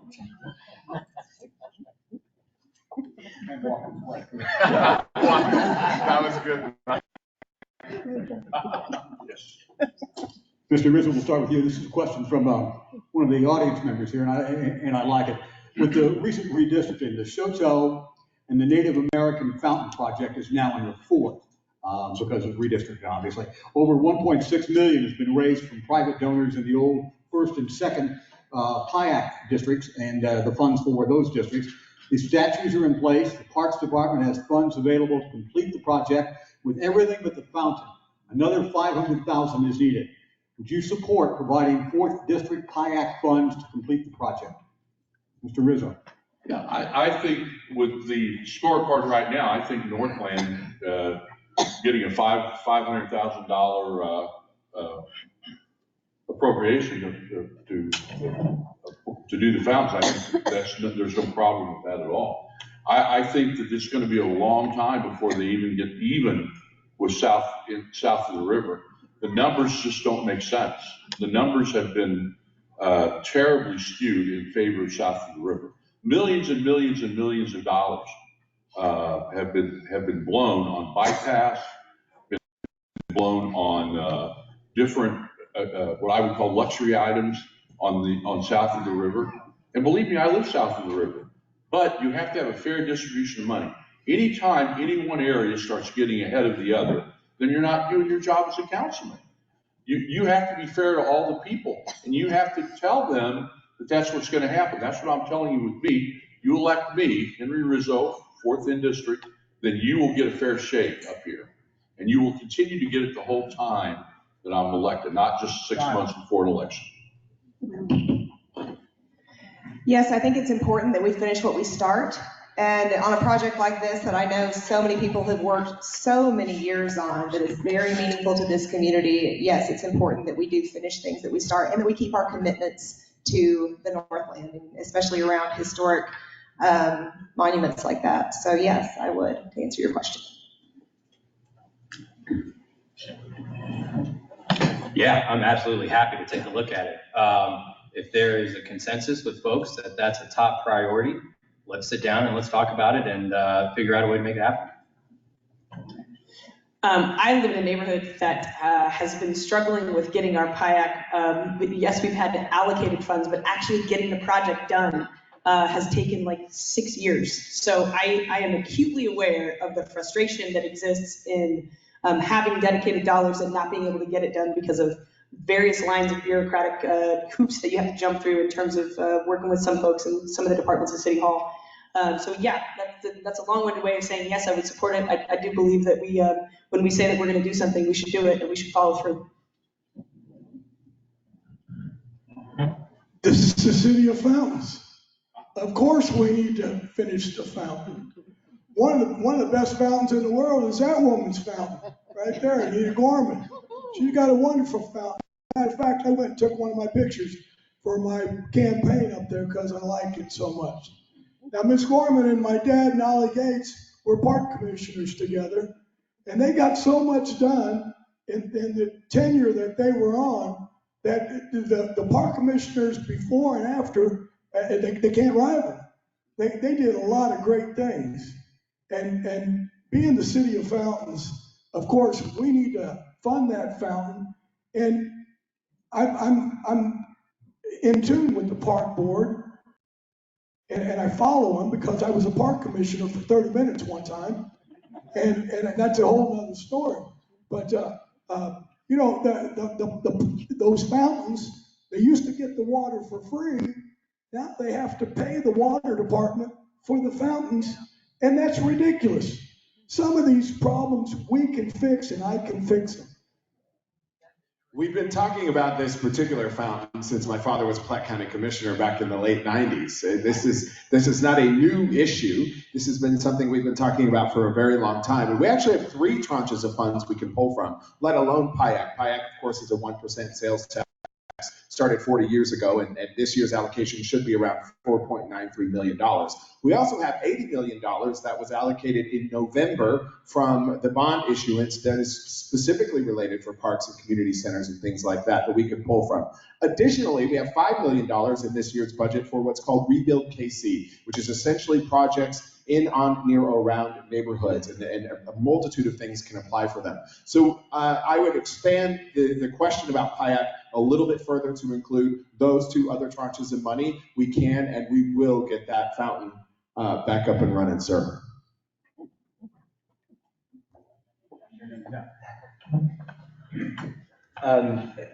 One of the first meetings I had on the 22nd floor of City Hall was, after being elected, was with Keith Nelson about this particular fountain. And the 4th District, it wasn't in the 4th District at the time, but the 4th, 1st, and 2nd. You mentioned 1st and 2nd, but the 4th District also contributed funding out of PIAC for the fountain. And I could think of no other way to honor Mr. Nelson, the late Mr. Nelson, who put so much of his time and energy into building such a wonderful place, than to finish it. And so I think Mr. Short down there actually laid out 3 potential funding sources that we should absolutely be exploring.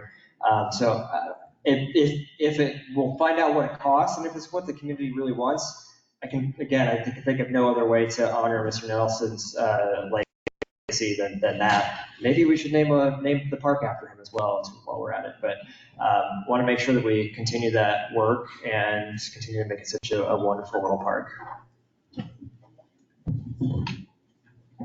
Thanks. We'll start with you, Chrissy. We've talked about this a little bit, but I want to make it a formal question. The city has just allocated 30 million of unused money for crime prevention, and want to know what you think about that concept. I think it's great to allocate money for crime prevention as long as what we're spending it on is something that works. I think that we need to be looking at proven solutions that we can point to and say, this worked really well in a place like ours. Let's really stick to it so that we can see that benefit. I think how we spend that money is the most important to me. I don't think anybody would be sad that we had success in spending $30 million over 6 years on crime prevention. But everybody would be pretty upset if we didn't get crime prevention and we spent $30 million over 6 years. So I think that it's really important that we're working with police officers on how can we spend this money and looking toward cities that are successfully solving violent crime in their cities. How we use this money is going to be the most important decision since the decision has already been made to spend it. I had the opportunity last week to provide guest commentary on this exact issue to the KC Star. $30 million towards crime prevention and public safety sounds great. As I said earlier, my concern is that this is going to be a shotgun approach. It's going to disperse that money in various amounts to all kinds of different community organizations, and there's going to be no comprehensive nature. There's going to be no cohesiveness between the working parts of this. There's going to be no targeted use of law enforcement in this plan. And so I am very concerned. There is an approach, and the city adopted a plan from 2020 that they're saying is going to be the blueprint for how we spend this money. I'm not convinced that there's a lot that's actually going to reduce homicide, reduce violent crime in that approach. We know the important elements that worked in 2014. The infrastructure is still in place for what we did for these dramatic reductions in violent crime. And so I am convinced that this is something we can tackle with the right leadership. I am in support of allocating money to address public safety and solving crime in our city. I think we have to think through plans before we allocate the dollars and roll it out to the community without a strategy. Execution eats strategy for lunch every single day. And if we don't have a clear plan of how we're going to execute something, it doesn't matter how lofty the strategy is if we don't have an idea of how we're going to roll it out in a succinct and successful way. Well, as a businessman, if I went to the bank and said, I want $1 million to build a restaurant, and they'll say, well, what do you need it for? What particularly do you need it for? I said, well, I don't know. I just need $1 million. I'm going to build a restaurant. They're going to say, no way. So, giving $30 million to solve part of our crime problem is like writing them a blank check. And you know what happens when you write a blank check? The money gets wasted. So if it was me, I'd say, come with your plan, and we'll see if it's going to work. And if it works, we'll fund it. And if it doesn't work, we're coming back to you. And we're going to come straight to you, and we're going to find out what the problem was. We need to solve the problem. Public safety is a principal responsibility in city government. If we can't keep our people safe, you talk about growth, there won't be any growth. If we keep having the murders like he's talking about, no, we're not going to have any growth. People are going to be moving out. So I think when this KC 360 from the KC Blueprint, which was done in 2020, which was passed 2 weeks ago by the council, the Northland Council folks, I thought, asked some really good questions. And those questions were who, what, where, and who's accountable. And those questions I don't feel like were answered. Now, the idea that it's a single $30 million tranche is also not true. It is $6.7 million over 5 years. And I believe as the council, it is up to us to hold those organizations and those groups accountable to do what they're saying that they're going to do. If you can dictate to me that it is working, and it's modeled off of Omaha 360, let me be very clear with that. And as established, it did reduce their crime rate by 60 to 70%. So there is some precedent here. My concern is that we need to make sure that the council is holding those dollars accountable each year. We're going to the city manager and saying, is it working? If it's not working, do adjustments need to be made? That is the sensible thing to do in this situation.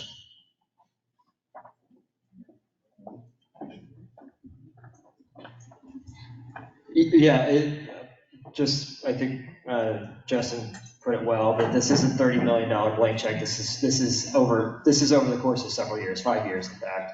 And we're pointing to Omaha 360, the program that really laid the groundwork for other communities I think it's a replicable approach. They went from 246 homicides in 2009, an all-time high, 246 to 30 last year. They have fewer officers on the street, and I'm not saying we need fewer officers on the street. I'm not saying that. I am saying that they invested money into deliberate processes that worked on upstream challenges that led to violence. That's what we're suggesting here. We have the blueprint. Is it the only thing? Absolutely not. But the blueprint for violence prevention is a public health, data-driven approach to solve issues that are leading to violence in the community. It's not a $30 million blank. Plus, there's going to be a process by which we select partners on this. So I very much believe in this approach. Of course, I support it. I'm a co-sponsor of the legislation to make it happen. Omaha is a prime example of what can be reality here. I've been at this quite a long time, and I found out years ago that throwing just money at problems, especially crime, has never worked. This same program was tried in, I think, 2012, might have been 2020, I'm not sure, but it didn't have good results. They have basically not done well. And I think that when you're talking about $30 million, even over 5 years, they brought this thing up about 4 or 5 weeks ago. It failed that day. They passed it the next week. Hardly any public testimony, hardly any input, and it passed. I'm always leery of them kind of procedures. If you're going to spend that kind of money, the people need to be heard. And until we do that, I think that we're going the wrong direction. You can fix crime in this city. CAN centers work, community policing works, more police officers on the street works. There's a lot of different things that will work in this formula. But just throwing dollars, I'm not sure that's the answer.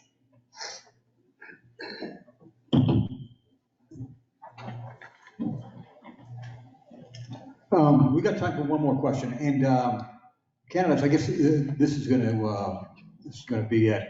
A number of campaigns, especially those from challengers, will use language from time to time that we need to take back City Hall, or I'll be your voice.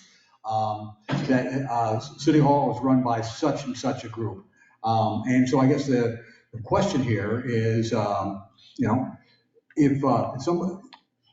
if we need to take back City Hall, who's got it now?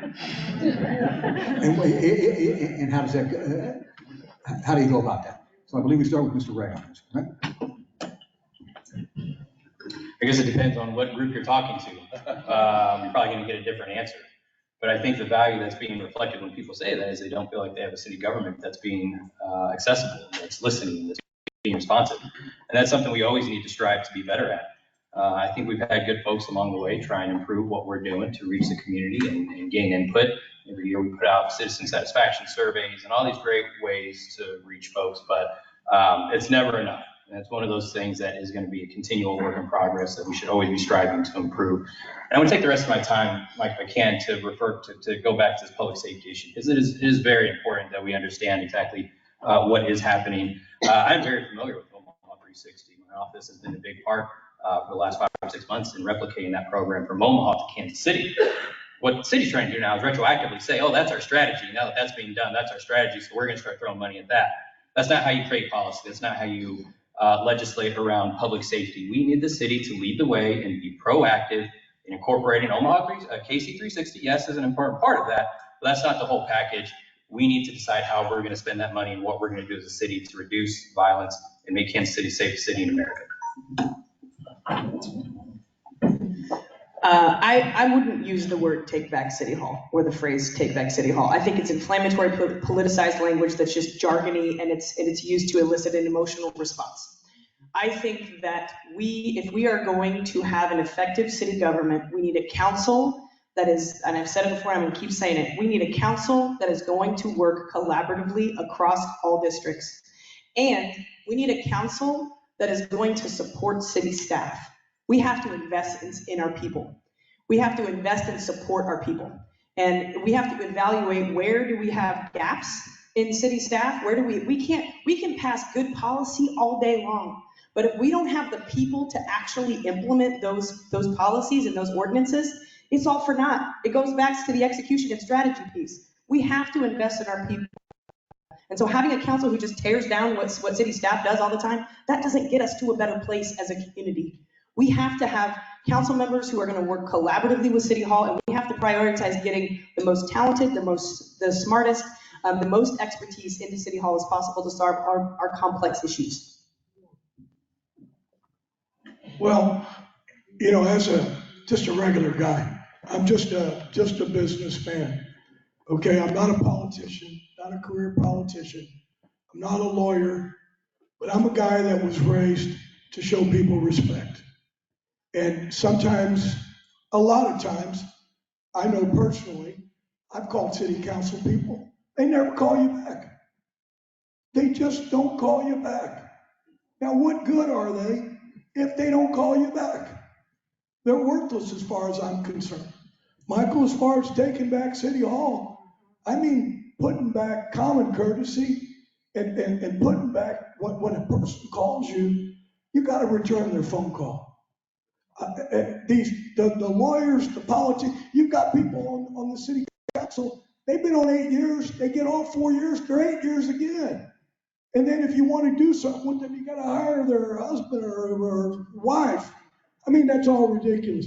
Me, a regular guy that's going to return your phone calls, that's me.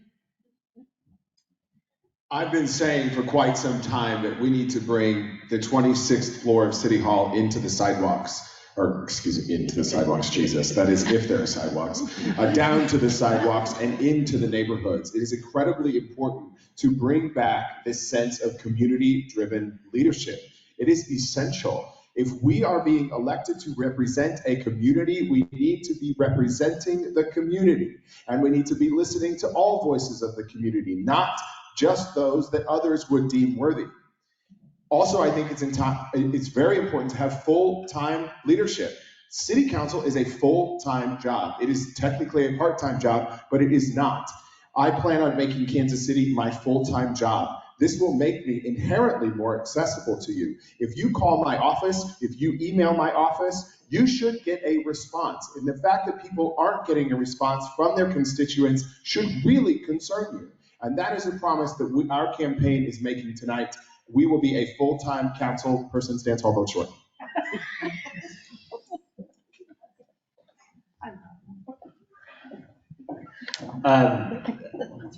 I am an incumbent, and so I even though in the past I've disagreed with my elected officials, I always felt it was more important to try to connect with them, and that's what I've been doing now on the other side, and trying to make sure that when we hear issues of the community, that we actually go and learn from them. Today I would say every single day I spend probably half of my hours during the workday, and I'm a full-time council person, by the way, and I've been proud to do that for the last 4 years, just to devote more than 40 hours a week to the job, but now it's a heck of a lot more with campaigning.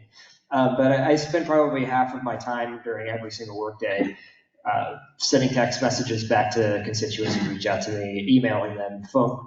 I did multiple phone calls that were not scheduled today and yesterday. And that's the role. It makes it sometimes hard to focus on the big stuff. But you have to set aside time to do that. And I agree that I think it's a good idea to bring the 26th floor down into the community, and that's what I've been doing for the last 4 years. That's what I'll continue to do. So if we have disagreements, let's just talk it out and have a conversation. I think I'm the only one in this field who's a City Hall veteran. Both of my colleagues have both had City Hall experience, and I'm the only one that has not. I didn't wake up one day and decided I'd run for the council. I was drafted into this by several neighborhoods south of the river and individuals north of the river because they weren't happy with the present council person. That is a big deal to me.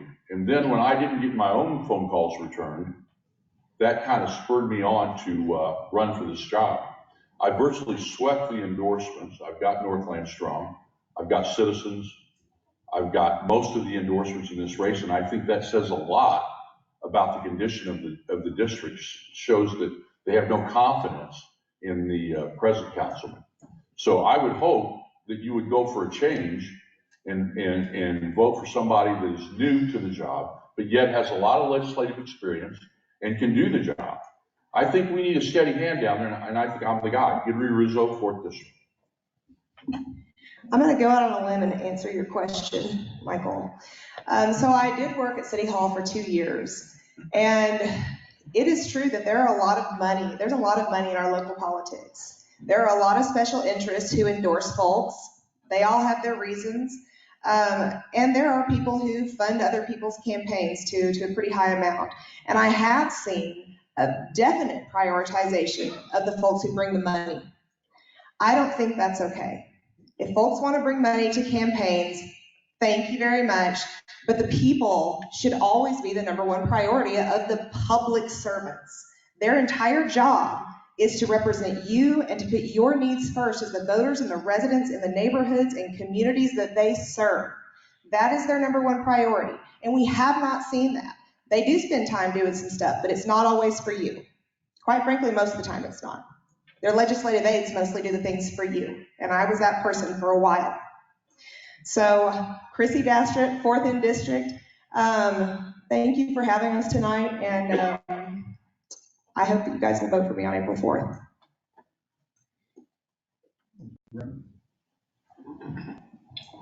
Mike, can you repeat the question? Are you? Well, I think we're a little shaken up in the order over here. well, I think I started. Yeah, I think we're back to the beginning. Yeah. Okay, well, then it needs to, my bad there, it needs to go to Ms. Blubaugh for a second. We're going to start with closers, and I sense some of you guys were doing that in your answer there, so you're going to get a second bite out of the apple. But again, 60 seconds and closing thoughts? Yeah, I have no desire to be a career politician. I intend to, and purposely, and I love Mr. Short dearly, we are going to be dear friends after all of this is over. In fact, I think probably all of us are going to be dear friends after all of this is over. But I actually think it's important that I stay in the job that I do and be a city council person at the same time, because I work for an organization that serves 1 in 3 Kansas Cityans. So I get to wear a hat. I will wear 2 hats. That puts me in touch and proximate to the citizens of our community every single day. And it's a darn good thing that I'm single and have no kids, because I will be working well over 40 hours a week in support of this. I do not want to be a career politician. I want to serve this city. I love this community. I moved back here from big markets because Kansas City is home. I have spent 20 years gathering disparate groups of people and working towards a common goal and building consensus to get there.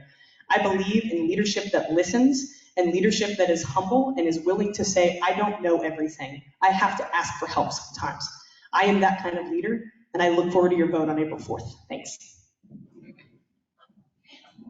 Well, as my business career winds down, that's the reason I decided to run for city council. I've been in business, like I said, 40, 50 years in Kansas City, and I've had a lot of problems with the city. And a lot of them, I think that I was wronged. But, I'm going to be a full-time city council person. I'm not going to be a part-time person. Matter of fact, I'll probably work more than full-time, because that's the way I was raised. I mean, I'm gonna get into City Hall and I'm gonna shake things up. I mean, I'm gonna shake them up. They're gonna say, hey, who let this guy in? That's not the way it's supposed to work. But you know what? I think City Hall needs to be shaken up. I think new blood needs to come in with new ideas and new ways of doing business and new ways of respecting the public.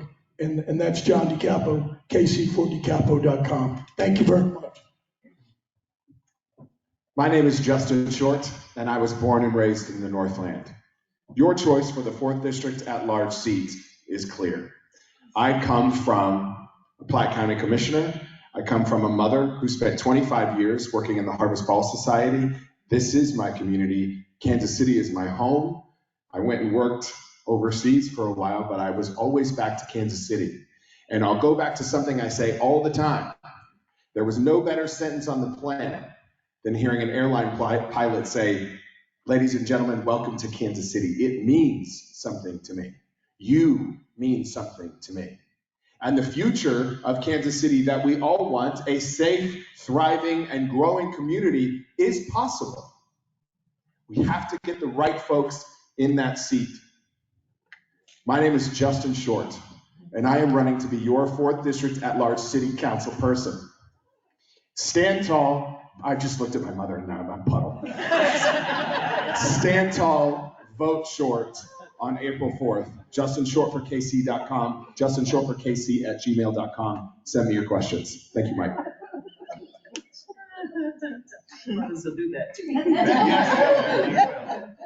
I did, with the last name of Bunch, I feel like I could come up with a cool slogan, but 4 years into this, I still haven't figured it out. But, I ran 4 years ago because I believe that local government is a place that you can see big changes with just anyone can get involved and make a change. And I started because I was an advocate. I started because I was surrounded by advocates. Several of them are here in the room, sitting around tables talking about, how could we see Kansas City become better, whatever the issue is. And it's things like, can your kids get to the park? Is the park in good condition?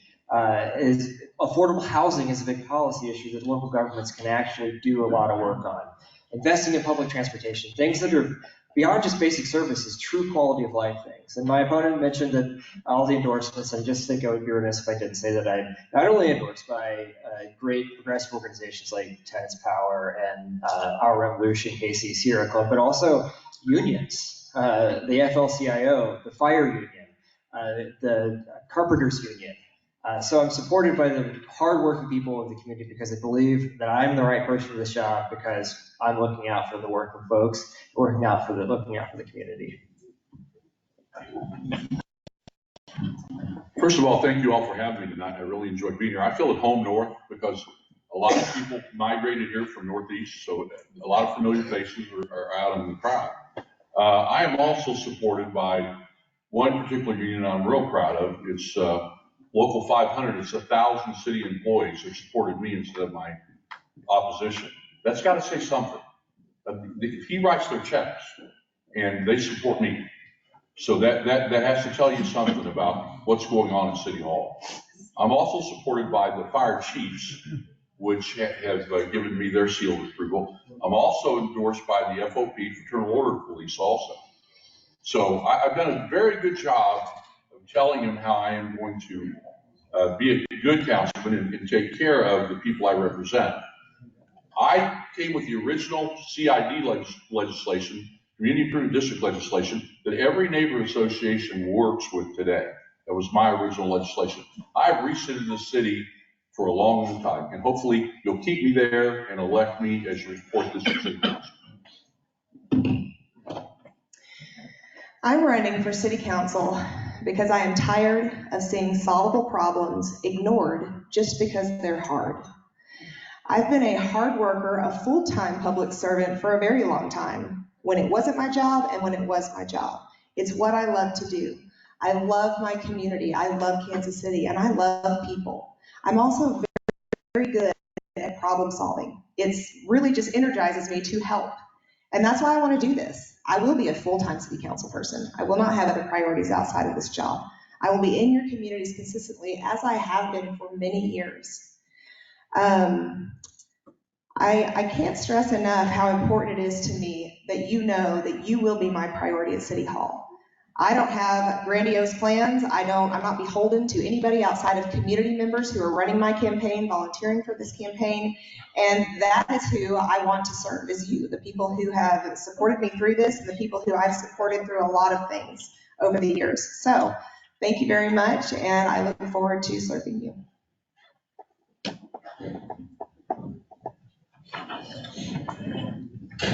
I am very proud to have the support of my local firefighters union. Look forward to have been a member for 8 years, dues paying member. Very proud to have the support of our labor community, a number of our political clubs around town. And that's because these are organizations that value experience. We've got some serious challenges in this town. On the other side of those challenges are some incredible opportunities. This can be Kansas City's decade. I'll tell you what, Patrick Mahomes is going to keep winning Super Bowls. He's going to keep winning the AFC Championship. We're going to keep seeing Kansas City's landmark broadcasts on Sunday Night Football every night. And folks are going to keep looking at what's happening in Kansas City all the way to the World Cup and beyond. But we cannot be derailed by our homicide rate. 5th in the nation per capita in homicides. It's a tale of two cities. It doesn't have to be that way. These are serious challenges that demand serious candidates and serious experience. I have that experience having worked at City Hall, having been elected to the school board, having served as a prosecutor in the Jackson County Prosecutor's Office fighting for women and victims of very, very serious crimes. I'm going to fight for you, and I'd ask for your support on April 4th. Crispin Ray for City Council. Let's give the candidates a big round of applause for coming out. And thank you to all of you as well. Good night. A big hand for Mike Mahoney. And before we break up tonight, we have several other candidates that are in the audience. You're welcome to stick around for a little bit and visit. I can't pass a mic around, but if you're a candidate now, would you please stand and holler your name and what your district is? You want to go first?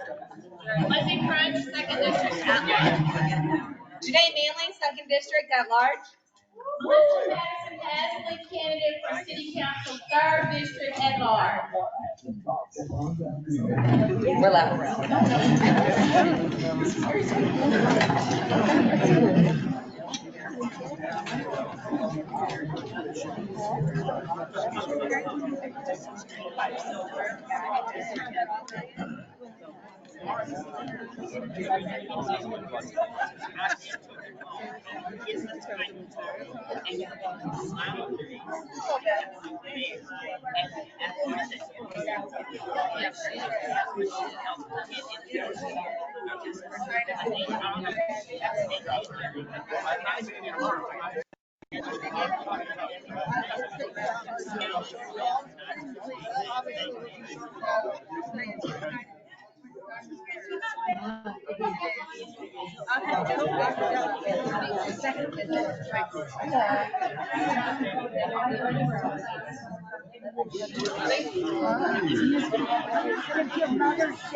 Yes.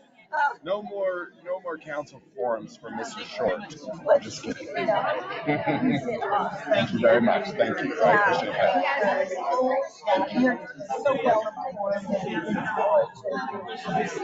You know, when people aren't able to answer questions because they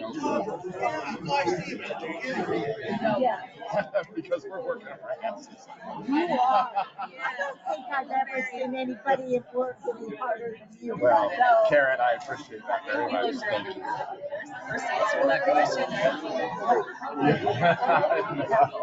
Very good. Thank you so much. Yes. It's always good to see you. Yes. Thank you. It's nice to meet you, sir. I hope you enjoyed the show.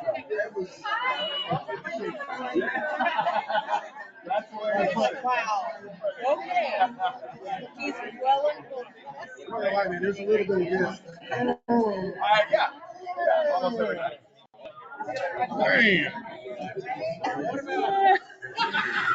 Jenny, are you coming in the morning to this? Yeah. 8:30 and then we can go to lunch too. Yeah. I didn't go to the last one. Curious to hear their thoughts. 98. Yeah,